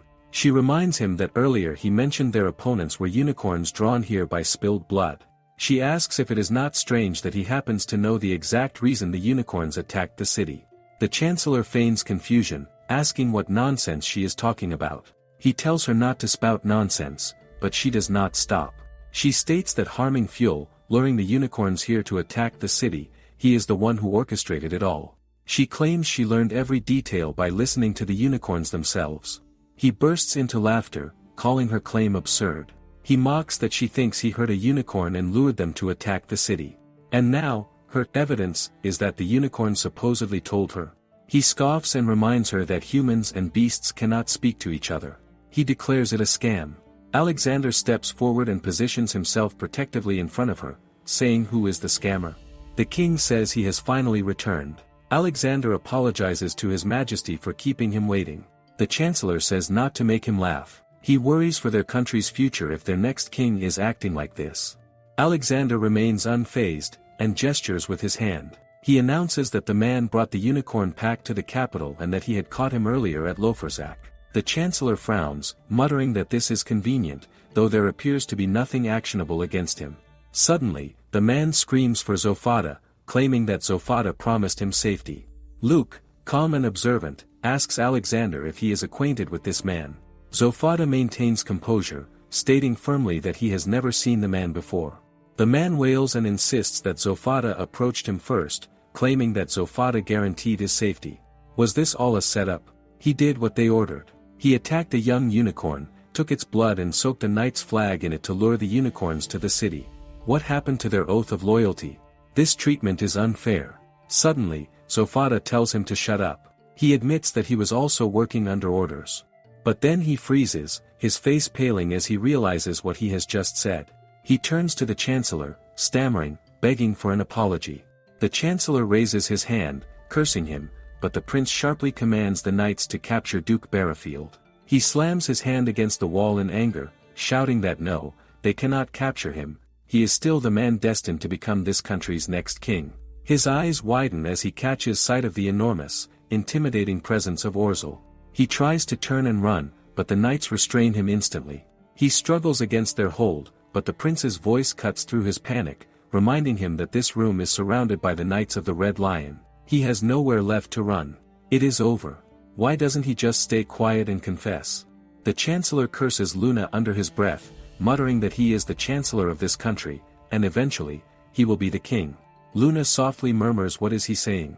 Then, fury overtakes her, and she screams. She declares that he has harmed countless animals. Worse, even the people he claims to protect, he has sacrificed for his own gain. That kind of person does not deserve to be king. He curses at her, his struggles violent against the knight's grip. His plan was perfect. If only she hadn't been there. Suddenly, he raises his hand in a desperate, dangerous motion, but the prince seizes it instantly. He didn't think he would go this far, the prince mutters. He turns to the knights and orders them to take the duke away immediately. Luna watches him being led off. With this she is sure they will be able to expose all of his sins. He needs to pay the price for using animals to make money. Sylvain then asks her if she has finally caught that bad man. Does that mean the case is closed? She nods and replies that is right. She then bows politely to the king and queen, greeting them, and apologizes for her late introduction. The queen smiles warmly and says they have already heard about the Saintess Luna from Luke. They thank her deeply for persuading the unicorns and saving their country. The king adds that with her help, they were finally able to close this poaching case and capture Barrafield. They are extremely grateful. She bows slightly and replies that it was nothing. Later, they invite her to have a seat at the family table. Rin perks up at the sight of so many sweets and jumps onto the table. She calls out to Rin, telling her that she is in the presence of His Majesty and should behave herself. Rin asks in a small, confused voice, does she really need to? His Majesty smiles and says he doesn't mind and remarks so she can really talk to animals. Suddenly, the queen calls Alexander's name sharply, demanding why he didn't tell her he had a girlfriend. He freezes, shocked. Luna stammers, insisting she is wrong, that she has only just become acquainted with His Highness. The queen says she is sorry, she has never seen him trust a woman before, and she had been sure he had feelings for her. The queen smiles at her and asks how long she plans to stay in the country, saying they would be happy to prepare a room for her in the palace. She quickly replies, oh no, thank you. She is currently in the middle of a journey and plans to be leaving soon. The prince stiffens slightly and then quietly asks if that is so. She confirms, yes. Then she realizes that she has never really talked to Alex about traveling before. Their first encounter wasn't the best, however, when she wanted to heal Fuel, she was so happy he believed in her and her powers. Whenever she was in trouble or needed help, Alex never hesitated to help her. The king cuts through her thoughts, telling her to at least let them thank her by holding her a welcome party.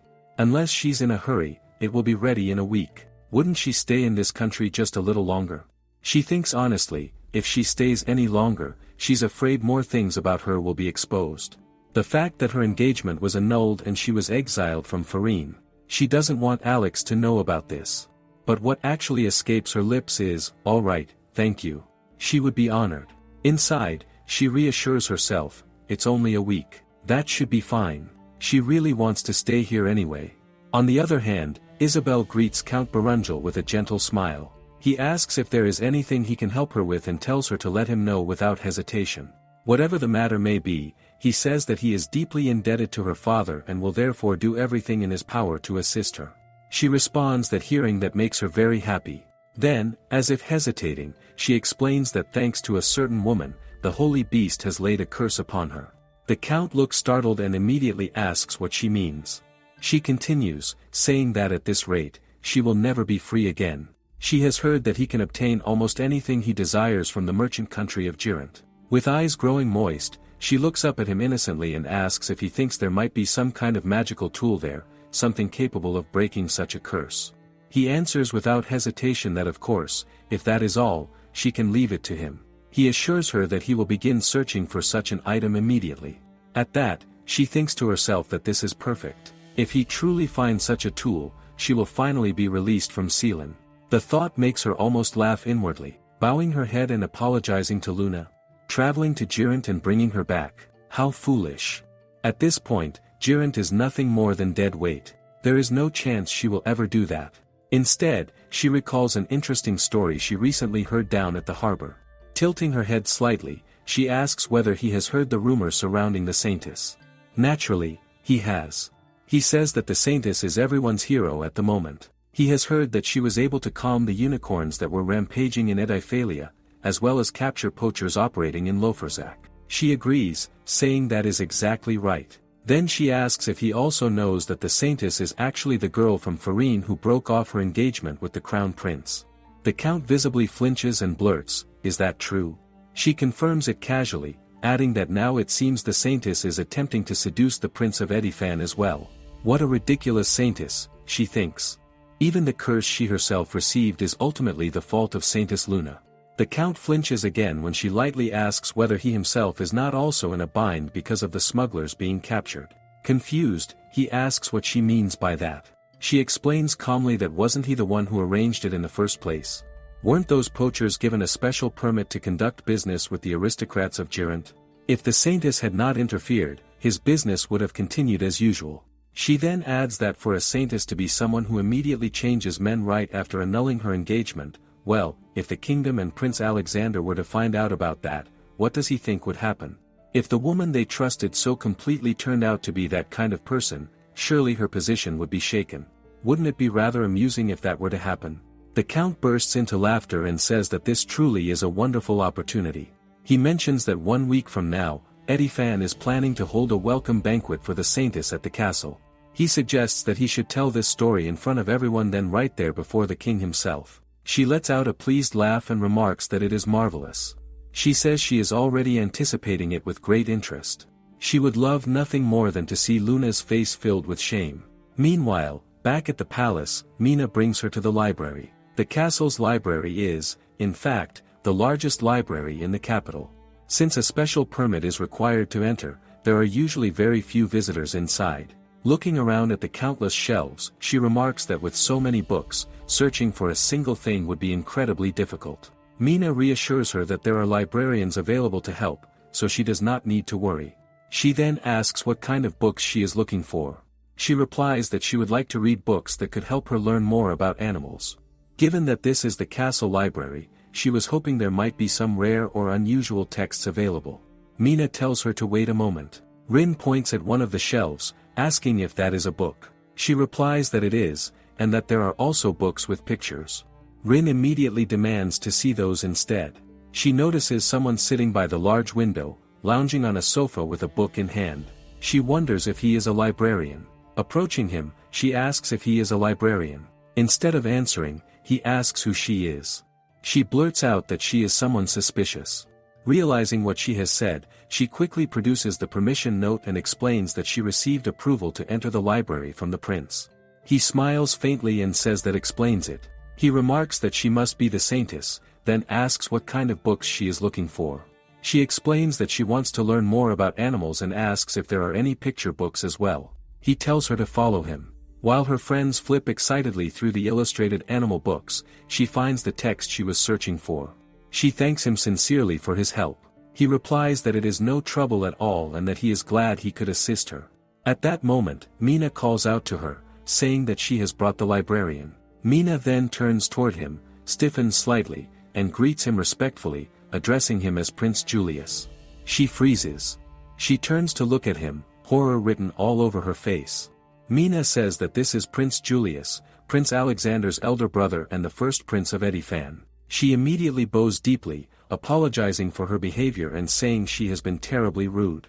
He tells her not to worry about it. He explains that he was curious about her and chose not to reveal his identity, so the fault lies with him. He adds that she truly is a lovely lady, just as Alexander said. He suddenly coughs.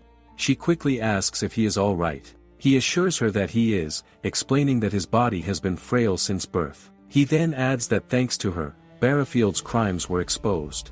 He mentions that he had been planning to gather additional evidence related to Barrowfield's sales to strengthen the case.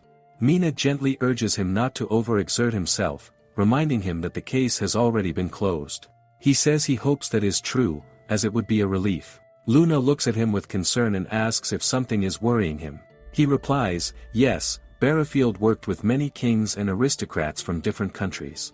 In particular, he had a great connection with the merchant kingdom of Girant. Count Barungal ambassador is stationed in the port town of Loferzak. He says he's a little worried that he will try to make a move. She thinks that is right, that poachership was on its way to Girant. What if the ambassador and Barrowfield have some sort of working relationship? The prince begins coughing again. After a moment, he says that if his body were not like this, he would have loved to support Alexander far more than he is able to now. Mina responds gently, saying there are many things that only Julius can accomplish, especially with his boundless knowledge. He smiles at her and thanks her, saying it makes him genuinely happy to hear that. He then admits that it would be wonderful if Alexander could officially be named Crown Prince after this incident. He says he would finally be able to feel at ease if that happened. Without that worry, he would no longer need to keep holding himself back. He is truly a troublesome brother in that way. Luna realizes that because of his weak body, succeeding to the throne would be extremely difficult for him. That is why, if Alexander were removed, someone like Barrowfield could have potentially seized power. She thinks about how, even so, Julius remains more concerned about his brother's position than his own. That is definitely something Alexander would do as well. The prince then turns his gaze toward Luna and smiles softly. He asks her if she dislikes Alexander. When she does not answer immediately, he continues, asking if it would be too much to request that she stay in this country. He tells her plainly that Alexander will become the next king. And just as with this incident, there will always be people who try to threaten that position. He admits that he knows it may be rude of him to ask such a thing, but he wonders if she would stay by his brother's side and continue to support him. She quickly tells him to wait, clarifying that she and Alexander are not actually lovers. He replies that he understands. He explains that because of his condition, he has become very sensitive to the emotions of others. He says he can tell that she sincerely trusts Alexander, and that Alexander also trusts her in return. She is the first woman Alexander has ever truly opened his heart to. He asks her, gently, if she would consider opening her heart to his brother as well. She looks at him in shock, thinking whether he truly believes she could become someone capable of supporting Alexander. The next morning, she lets out a quiet yawn. Mina notices and asks if she is all right. She replies that she was simply lost in thought the night before and did not get much sleep. After everything she heard yesterday, she found it impossible to close her eyes easily. Staying in this country. Becoming someone who could support Alexander. She thinks she understands how she could become a source of strength for him, but being asked something like that so suddenly leaves her unsettled. Just then, her friends call out to her, telling her to look ahead. They say it is shining brilliantly. She looks up and replies that it is stained glass. They immediately grow excited, saying that they get to see so many amazing things when they go sightseeing with her, and that it is so much fun. She smiles at them and agrees that it truly is. Today they have come with me now into the city to do some sightseeing. She decides to forget about Alex for now. She finally got to go sightseeing. She should have fun. Also, even though Prince Julius said all those things, she thinks Alex is more worried and noisy than trusting of her. She just told him she wanted to look around the town and he forced a knight to follow her in civilian clothes. Mina tells her they should head out now. There are various stalls located in the center of the capital. Luna replies that it sounds good. Later, as they walk through the bustling streets, Luna looks around at the surrounding buildings and thinks that they are enormous. She wonders what the largest one ahead of them is. A man nearby answers, telling her that it is Ediphan's guild. She looks at him more closely and recognizes him. If she remembers correctly, he is the knight who was protecting Fuel that day. She tells him that she recognizes him. He looks pleasantly surprised and says it is an honor that she remembers. He introduces himself as Ricardo. Ricardo explains that Ediphan's guild is a place where adventurers can come to sell herbs and materials they have collected during their journeys. He adds that the Commercial Agriculture Guild and the Adventurers Guild both share this building as their central hub. Luna thinks about material collection and feels a wave of nostalgia wash over her. She remembers how obsessed she used to be with gathering materials in the game. She thinks that collecting and crafting in real life might still be just as fun. That thought reminds her of a book she once read about medicinal herbs that can only be found in Ediphan. She considers that joining the guild might be a good idea, especially if she wants to collect and sell materials to secure funds in the future. Luna asks Mina whether it would be alright if they look around the guild for a while. As she steps inside, her eyes widen with excitement while she looks around at the crowd. Despite how busy it is, moving through the interior feels surprisingly easy. Everything is neatly organized. She stops moving, her gaze fixing on the man who is glaring down at the children and harshly telling them to keep their hands off his merchandise. The little boy shields his sister with his small body. His face looks like it might crumple at any moment, while the little girl buries her face in her hands, crying softly. The boy suddenly demands that the man return Pio to him. The man snaps in anger, grabbing the boy by the collar as if ready to strike, hissing that he doesn't know who the boy thinks he is, glaring at him. Luna immediately steps forward, her voice sharp as she orders him to stop right now. The man spins to face her, growling that she should shut up and mind her own business. Luna's eyes flash with anger. There is no way she can ignore an adult raising a fist at a child. She crouches in front of the kids and gently asks what is going on. The boy cries that, even though Pio is their dear friend, the man has taken him away. The man lets out a mocking laugh, questioning whether they even have proof that the bird belongs to them. Luna's eyes widen as she realizes Pio is a white star parakeet, a rare bird prized by aristocrats. The boy shakes his head vehemently, insisting there's no way they wouldn't recognize their own Pio and that the man stole it from their orphanage. The man looks dismissive about it and mutters the bird has been his all along. It has been noisy lately, so he decided to sell it, and he knows nothing about their orphanage.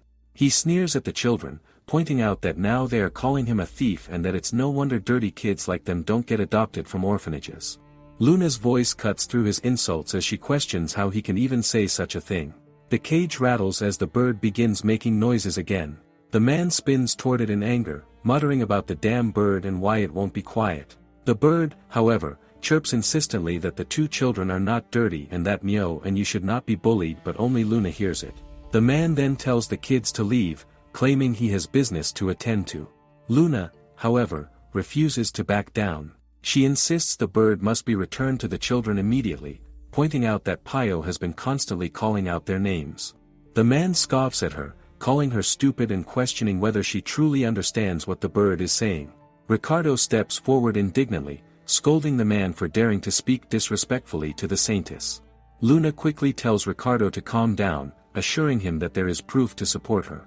The man laughs, intrigued, but warns her that he is an acquaintance of Count Barungal, the ambassador of Girant, and suggests she end this charade if she values herself. The little children look on in horror, but Luna smiles gently at them, assuring them that Pio will be returned safely. She calls out to the bird, asking if it can hear her. Pio freezes in shock, amazed that she can understand him. Luna explains that she has a favor to ask. She wants him to tell her the children's names and explain their relationship to him. The bird struggles, admitting it has never tried to speak human language before. Luna reassures him, reminding him that he has likely heard the children's names many times. The man scoffs again, calling the situation a farce. He concedes that while white star parakeets can indeed speak, it is not so simple, and there is no way the bird could know the names of children it has just met.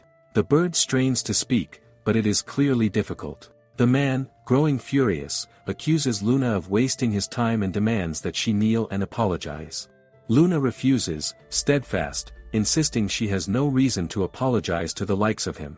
The bird starts again, making noises and trying its hardest, while Luna and the children watch with bated breath. But soon both children smile in pure happiness as the bird manages to speak their names. The man freezes, utterly shocked, muttering under his breath about what is happening. Luna asks how he can possibly refute this evidence. How can the white star parakeet, the very bird he claims to own, know the children's names? Cursing under his breath, the man suddenly dashes toward the exit, but before he can get far, Ricardo intercepts him, restraining him firmly. He demands sharply where the man thinks he is going. They are far from finished with their discussion. Sylvain says, "Isn't it great?" his tone cheerful. It is a small moment of relief, but then his ears twitch and his body freezes as his gaze lands on something across the street. Luna notices his sudden alertness and asks what is wrong. Sylvain explains that a strange person is moving in the crowd, attempting to slip away unnoticed. His nose twitches, picking up the scent, and he realizes immediately that the figure must be an accomplice. Sylvain recalls hearing the man muttering about selling all of his merchandise quickly, now that Barrow something is arrested. Luna's eyes narrow, he must be talking about Barrowfield. If that is true, then these people are definitely poachers. Luna turns to Mina, entrusting the animals to her care. She instructs her to watch over the children carefully while she pursues the fleeing accomplice. Calling out to Ricardo, she says that the man's accomplice has escaped through the back door and that she and Sylvain will chase after him. Stepping out into the bustling street, Luna finds herself surrounded by many people. She turns to Sylvain and asks if he can track the accomplice's path through the crowd. Sylvain's nose twitches as he focuses. Confidently, he replies that he remembers the scent of the person and will trace it. Within moments, his nose twitches and he announces he has found them. They are in a building just ahead. He asks Luna what she wants to do. She remembers telling Ricardo that they would only pursue them, but what if they manage to escape? If they can arrest them here, it would be far more helpful to Alex. After a brief hesitation, she gives the order. She and Sylvain will go after them. They will capture him. She steadies herself, telling herself that she will be fine. Sylvain is with her, and she still has her skills. Sylvain warns her to be careful. It looks like there are 3 of them. It seems the man came here to meet up with his comrades. Luna presses herself against the corner of the building, calculating quickly. If she can land a surprise attack, she can win. She draws her bow and releases an arrow. It strikes 2 of the men cleanly. One of them screams in shock, demanding to know who is there. Luna exhales sharply. 2 down. 1 left. Thank goodness. With her skills, she should be able to handle the last one. The remaining man squints at her and suddenly recognizes her as the woman from the guild. Luna clicks her tongue quietly and tells Sylvain that it could be dangerous if the man is armed, ordering him to stay behind her. She raises her voice and warns them that if they do not want to get hurt, they should stay silent and not move. These men are comrades of the poacher from earlier. That alone tells her everything. These are accomplices of Barrowfield. The man laughs mockingly, saying she has really underestimated them. As Luna pulls her bow back again, preparing to strike, something suddenly flies toward her. A pouch bursts open at her feet, and in an instant, her vision is swallowed by thick powder. She gasps as her sight vanishes completely. Her hand freezes on the bowstring. A cold voice sounds behind her, saying it is time to teach her what a real threat looks like. She feels a blade press against her neck. The man orders her to throw away her weapon and tells her to keep the dog quiet. She does not want to get hurt, does she? He turns his attention to Sylvain and orders him not to move. He sneers, saying the dog does not want this girl to die because of him, right? He chuckles, remarking that the dog looks well trained, almost as if it can understand their words. It really would be a waste to kill a woman like her, but unfortunately, she knows too much about them. There is no other choice. Luna's chest tightens. This is her fault. She was too confident after capturing that poacher in the forest. At this rate, none of them will make it out. She refuses to let that happen. Suddenly, she bites down hard on the hand pressing the blade to her throat. The man roars in pain as she screams at Sylvain to run and get Ricardo. The man snarls in fury, demanding to know if she wants to die that badly. Then Luna freezes. Standing just ahead is Luke, staring at the scene in shock. The man restraining her curses under his breath and says it seems the Red Lion Knights have found this place as well. He raises his voice, warning them not to come any closer. They understand what will happen to this woman if they do, right? A low, furious voice cuts through the air, ordering him to release her immediately. Luna recognizes it instantly. Alex appears the next second, his expression twisted with pure outrage. He demands that the man remove his filthy hand from Luna right now. The sheer force of his voice makes the man flinch. His grip loosens instinctively, and Luna stumbles free. The man collapses to his knees, panic overtaking him as he babbles that he has let her go, begging them not to kill him. He orders his knights to capture everyone. Luna avoids his gaze, softly apologizing. She wonders what she should do, she cannot even look at his face. He must be so angry. She tells herself that she only wanted to be useful. He has been busy carrying out the investigation on Barrafield, and she hasn't contributed anything. Even without her involvement, Alex probably could have caught the poacher. She only got in the way. Startled, she looks up when he quietly asks if she is injured. In the next moment, he pulls her into his arms, his body tense with concern. He reassures her that it is good she is safe and acknowledges how terrifying the situation must have been for her. Luna freezes at first, then her eyes tear up as she mumbles a quiet thanks for saving her. Later, all the escorts bow their heads, taking responsibility for what happened while escorting her. Luna reflects that Alex might not know she is truly the one to blame. She had chosen to chase the man alone, leaving her escorts behind.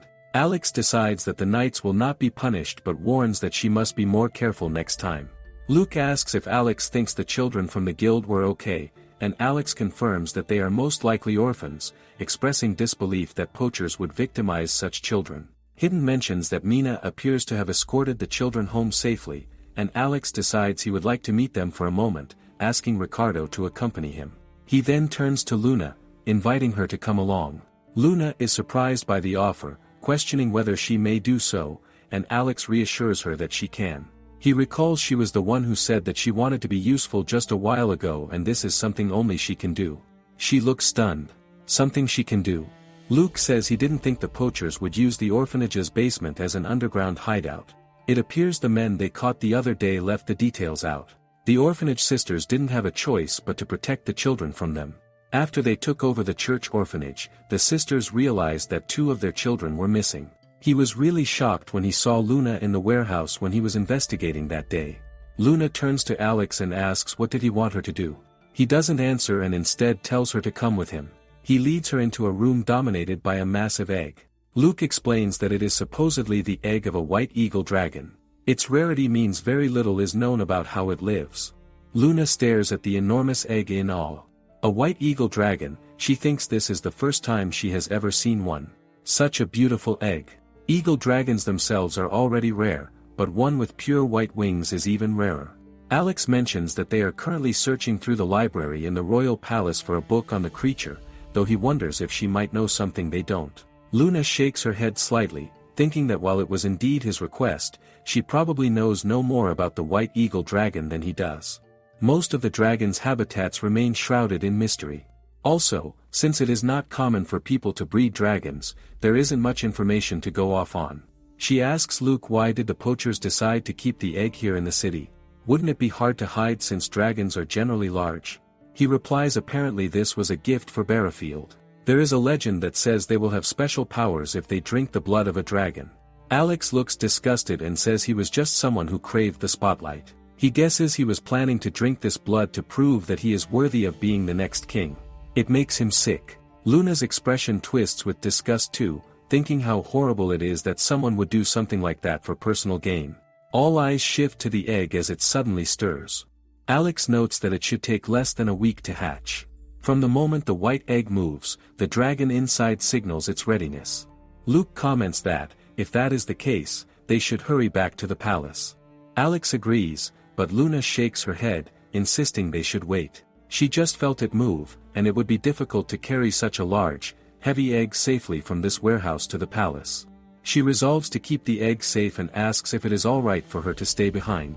Alex says that Luna knows the most about animals in their group. If he finds any useful literature, he will bring it to her. She need not worry about the location. It has been 6 days, and the egg should hatch soon. Honestly, she wishes she had the confidence to say it will emerge safe and sound. With so little information about white eagle dragons in the palace library, she knows just as little as anyone else. She turns around as Alex opens the door and steps inside. He asks how the egg is doing. She replies honestly, admitting that she's just assuming it's fine. He reminds her not to forget to rest as well. Then he hands her a book, explaining that his older brother asked him to give it to her. She wonders what kind of book it could be, noticing a bookmark sticking out from its pages. She opens it to find it is a zoologist's memoir. It only has a few dozen pages, but there is actually a log in here of them finding and raising a white eagle dragon baby. In the note, the prince says he hopes this helps Luna, even if it is just a little bit. She thanks Alex for bringing this. She will have to thank His Highness Prince Julius too. Alex says that it seems she has already met his brother. She explains that it was by chance when she visited the library last time. When he falls unusually quiet, she asks what is wrong, but he dismisses it, saying it's nothing. He then asks her what she thinks of his brother. She pauses, taken aback, but replies that he seems like a very kind and knowledgeable older brother. Alex quietly explains that his brother is far beyond just knowledgeable. Even from a young age, he knows things Alex himself cannot fully comprehend. He admits softly that if his brother were in good health, he would never have fallen into Barrowfield's traps. He would have been a magnificent crown prince, and the country would have prospered. Without thinking, she grabs his hand, insisting that it's not true. She tells him that he is a fine crown prince, the one who chased and captured Barrowfield, who saved her and the orphanage children from the poachers. He will become a crown prince that no one can look down on, she assures him. She notes that Prince Julius wishes the same. Even though she has known Alex only a short time, she feels the hidden kindness behind his rough words. His gaze never wavers from his target, and he does everything he can to help others. She is certain he is worthy of becoming king. Alex asks if she is saying all this to encourage him. She replies she is. It pains her to see him suffer. Without warning, he pulls her into a hug. She asks him what is wrong. He replies quietly that it's strange, just a single word from her, and he feels so easily saved. Without warning, he blurts out that he likes her. She stiffens for a moment, caught off guard. He pleads with her to stay in this country by his side. He feels calmer with her nearby, stronger somehow. Alex's voice, which was always full of confidence, was trembling right now. She thinks back over the little moments they've shared and can't help but smile softly. She admits that she likes him too. His eyes widen in surprise, then soften, and they both smile at each other. In that quiet moment, he leans in and kisses her. She feels the same. She's only at ease when she's with him. Before she knew it, she wanted to do things for him. So much that she has fallen in love with him. Their moment is interrupted when the egg begins to crack. The white eagle hatches, breaking free of its shell, and Luna stares at it in awe, whispering how cute it is. She quickly scoops him into her arms, holding him gently. She comments on how sweet the little creature is. Alex observes the bird's behavior and notes that it seems to regard Luna as its mother. Luna, curious, wonders if this is like the natural habit of birds rubbing against a parent. If she is the mama, then that would make Alex the papa. Embarrassed by the idea, Alex warns her not to say that outside, and she promises to be careful. She then begins to think about a name for the hatchling, asking Alex if he likes Pepillo, though she wonders if it might be too simple. The bird makes small, chirping noises, which Luna interprets as approval. She smiles softly and introduces herself to the bird, saying it is nice to meet him, officially naming him Pepillo. Before leaving, Alex tells Mina that he is leaving Luna in her care. Mina beams, clearly excited at the responsibility of helping Luna get ready for the party later. Pepillo lets out a small call, and Luna remarks that he seems lonely. Alex affectionately strokes the bird's head and tells it that he will return soon, explaining that he has some matters to attend to at the palace first. Luke says with mild regret that he missed witnessing the eggs hatching, but he is relieved that the hatchling has been born healthy and strong. Standing a little far away with Prince Gerald, Isabel smiles with a smirk, asking Gerald what does he think. It is just like she said, right? He looks outraged and curses Luna. Did she leave Farine so quickly because that man was waiting for her from the beginning? Unforgivable. She dared to betray him for another man. Isabel chuckles to herself. Such a stupid man, as usual. But she guesses that is what made him so easy to use. She tells him the people in this country worship her as the saintess. She helped the man beside her, Alex, save this country. He will eventually become the crown prince since he is a hero now.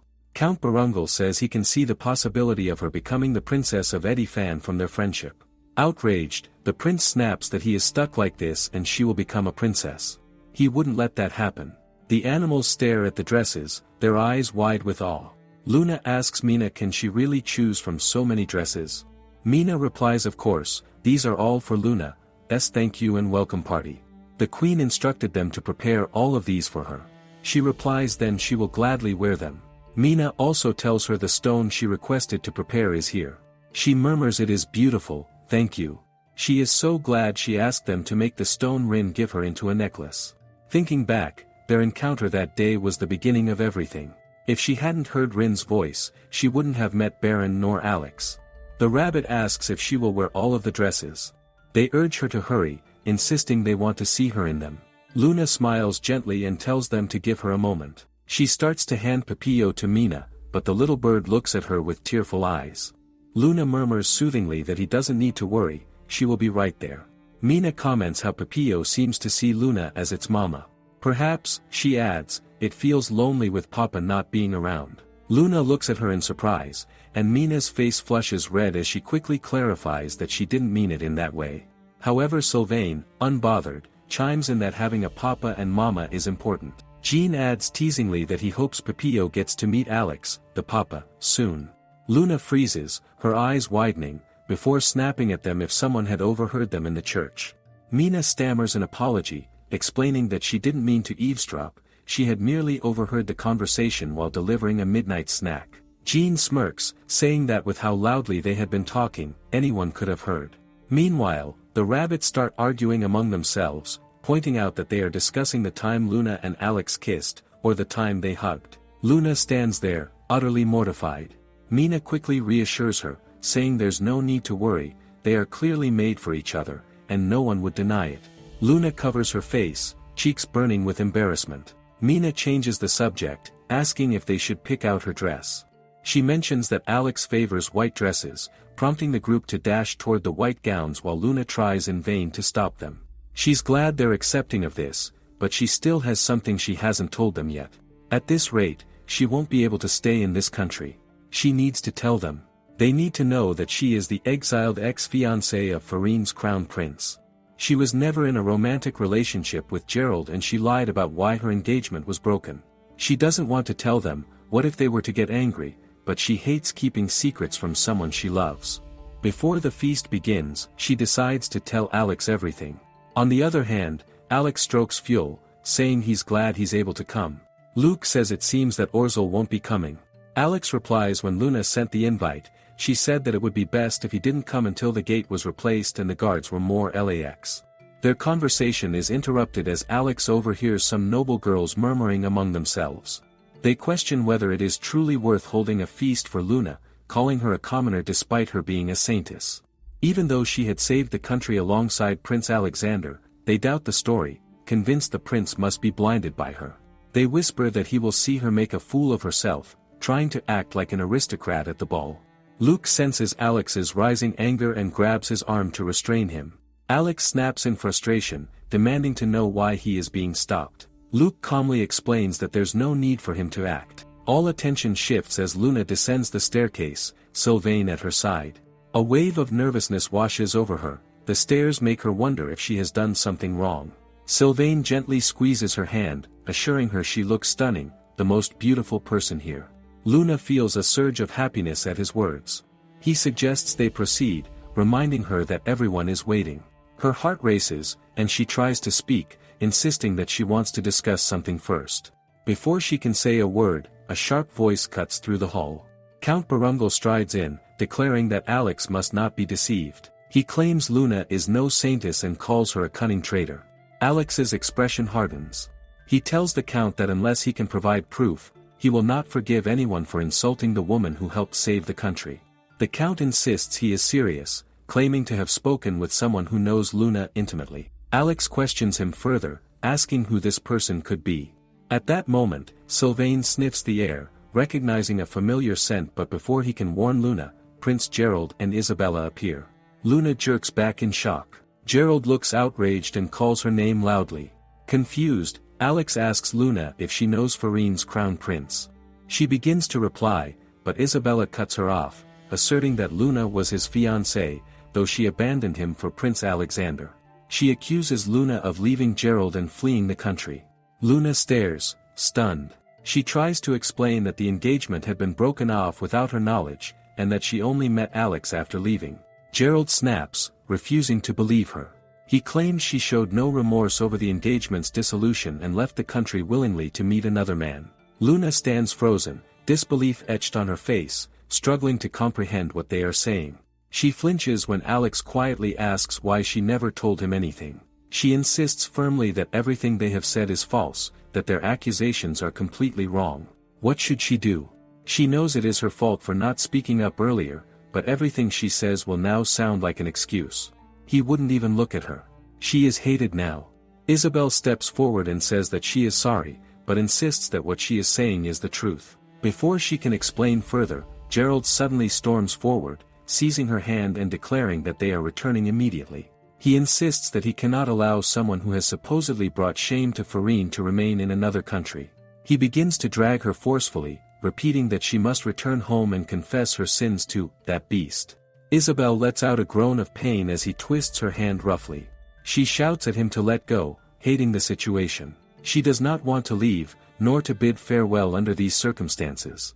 Her body freezes as a sharp, echoing slap cuts through the air. Prince Gerald collapses to the floor, holding his bruised cheek, staring at Alex in a mixture of disbelief and anger. His mouth opens, and he snaps, questioning if Alex really just struck him.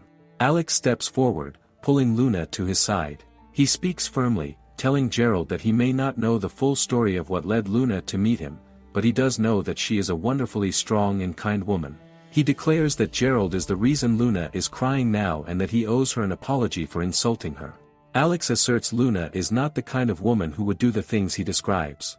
Gently, he wipes her tears away, reassuring her that he will only believe her words and that he wishes she would confide in him if there is something she has been hiding. Luna smiles weakly through her tears, murmuring an apology to him, her relief palpable. In a fit of outrage, Gerald draws his sword and lunges toward them, screaming that they must not underestimate him. He threatens to seize Luna by force. But before he can reach her, thick rose vines erupt, wrapping around both Isabel and Gerald and holding them tightly in place. A luminous circle appears beneath all of them, glowing ominously. A commanding voice resonates from it, declaring that they threw away the last opportunity they have been given. Sylvain instantly recognizes the presence behind the voice. It is his father. Luke looks utterly stunned and mutters in disbelief that it cannot be Saemon. There is no way this could mean Farine's divine beast. At the mention of a divine beast, the surrounding nobles immediately begin whispering among themselves. Some remark that the figure before them looks entirely human, while others recall having heard that divine beasts are capable of taking on human forms. The beast calmly fixes his gaze on Gerald, who completely loses control and begins hurling curses. Gerald screams that he is Farine's crown prince and demands that the beast know his place. In his fury, he shouts for Count Barungal to get him out of there at once. Saemon responds coolly that Gerald is clearly misunderstanding something. He states that he feels no guilt whatsoever for having watched over someone as foolish as him. The king of Farine, he reminds him, had earnestly accepted the single chance that Saemon granted. He asks whether Gerald truly understands the repercussions of breaking the vow he made. Is he prepared to face them? Did he forget the oath he swore back then? Saemon explains that the mark on Gerald's forehead would have disappeared naturally if he had genuinely repented for what he did to Luna.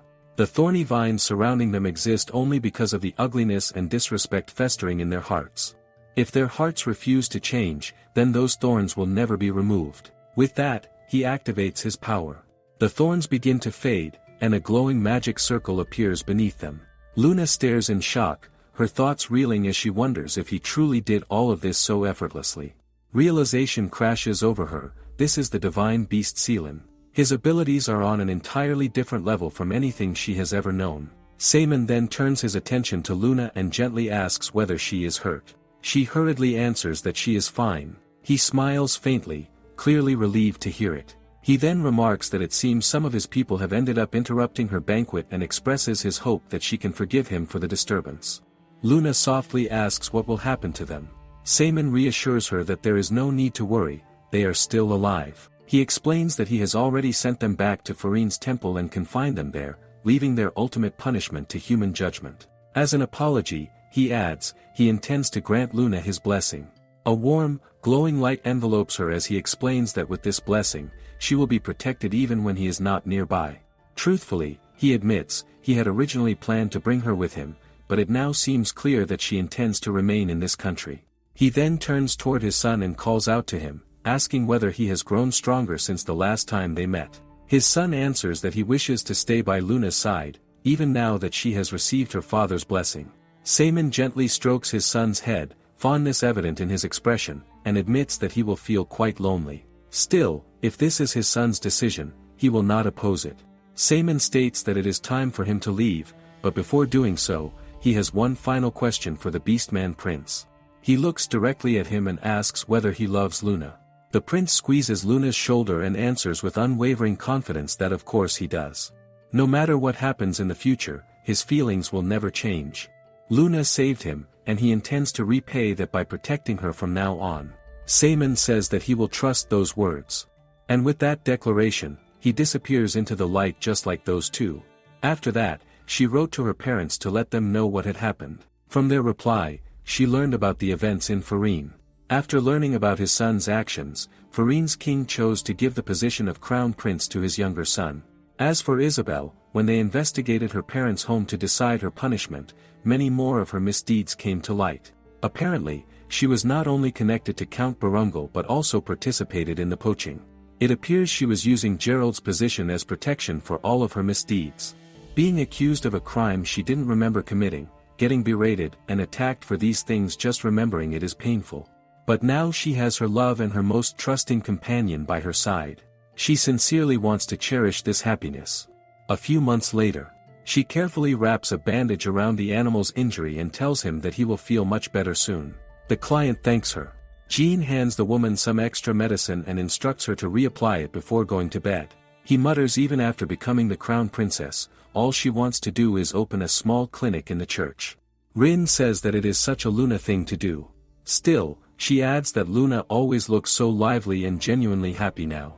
Rue and Sue proudly tell Jean that they were the ones who brought the medicine this time. Jean replies that he knows, but what really amazes him is the sheer size of Pepillo now. They can see him clearly even from the edge of the forest these days. Pepillo lowers his head and nuzzles against Luna's face, chirping excitedly as he calls her mama. Luna laughs softly and says that even though he has grown so much, he still acts like a baby. She knew that white eagle dragons grew all at once when they entered their growth season, but she never imagined he would grow this quickly. Just then, the door opens, and Fuel walks in together with Luke and Alex. Luna looks up in surprise and asks Fuel if he came over to play. Alex replies that they simply happened to meet him on the way here, but Fuel quickly says that Alex was the one who brought him along. The unicorn that protected the castle gates during the Barrafield incident became a symbol of peace in Edifan. And since Orzel broke the gates, he decided to remain here to protect the castle until it can be fixed. Now the unicorns can freely come and go from the city. They are loved by everyone. Alex remarks as usual, all the animals are gathering around Luna. She says ever since she received Seimin's blessing, animals seem to become more and more attached to her. Alex says looking at her now reminds her of the story of the Holy Queen. Luna asks the Holy Queen. He replies yeah, she was the wife of the hero, first ruler and the creator of Edifan thousands of years ago. Roses. The two of them were left by the divine beasts. The Holy Queen Lydia had a mysterious power. In folklore it was said she was blessed by the phoenix divine beast, just like how Luna was blessed by Seimin. She says what an interesting story. And thinks how nostalgic. Speaking of which, the phoenix also appeared in EGK. Legendary beasts are so cool. Alex tells her the royal family today are descendants of them. Even the sword he uses used to be used by the hero. Her eyes sparkle at that. He adds that there is also the phoenix bracelet Lydia once wore. The light in her eyes only intensifies, sparkling even more brightly than before. Those are the types of things that get a game otaku's blood pumping. She exclaims how wonderful to think that the sword the hero used still exists. He blinks in surprise at her reaction and murmurs that's right. He wonders if she likes folklore that much. She wishes she would get to see Lydia's bracelet someday, too. Luke then says he's sorry for interrupting their conversation, but they must return to the palace soon. They cannot have both of them missing their engagement party. Alex says that is right and asks Luna if her parents replied to her engagement invitation. She replies yes, the two of them accepted happily. They are very excited to travel to Edifan. He replies that is great, then she has no reason to be nervous. Mina walks in with a mischievous grin and says a fun dress fitting is waiting for her. She lets her know she wouldn't let her escape today. She always comes to the treatment room wearing her normal clothes. Since she's about to become the crown princess, she needs to wear dresses that are befitting of her social status. She smiles and agrees with them. But is it really okay to proceed with this engagement? Alex, Mina, His Highness and Her Majesties all accepted her. However, she knows there are others who oppose their engagement as well. Since she is not of the Beastman race, she is impudent for daring to stand next to His Royal Highness. It is being said that her mysterious power is clouding His Highness' judgment. And for the ladies of this country, it seems like she came in and robbed them of Alex. It makes sense that they cannot help but think that. When they return to the castle, the knights call out to Prince Alexander. He notices them looking worried and asks what's wrong if something happened. The knight tells him Elsa from the Richella Duchy has requested an audience with His Majesty. Luna wonders who Elsa is, since they did not immediately turn her away. On the other hand, Elsa stands before the king and the queen with a fierce expression and lets them know she is completely against this. They cannot allow a woman that doesn't carry the royal bloodline to become Edifan's crown princess. And that concludes the video today. Make sure to leave a like and subscribe. Leave a comment if you want another part.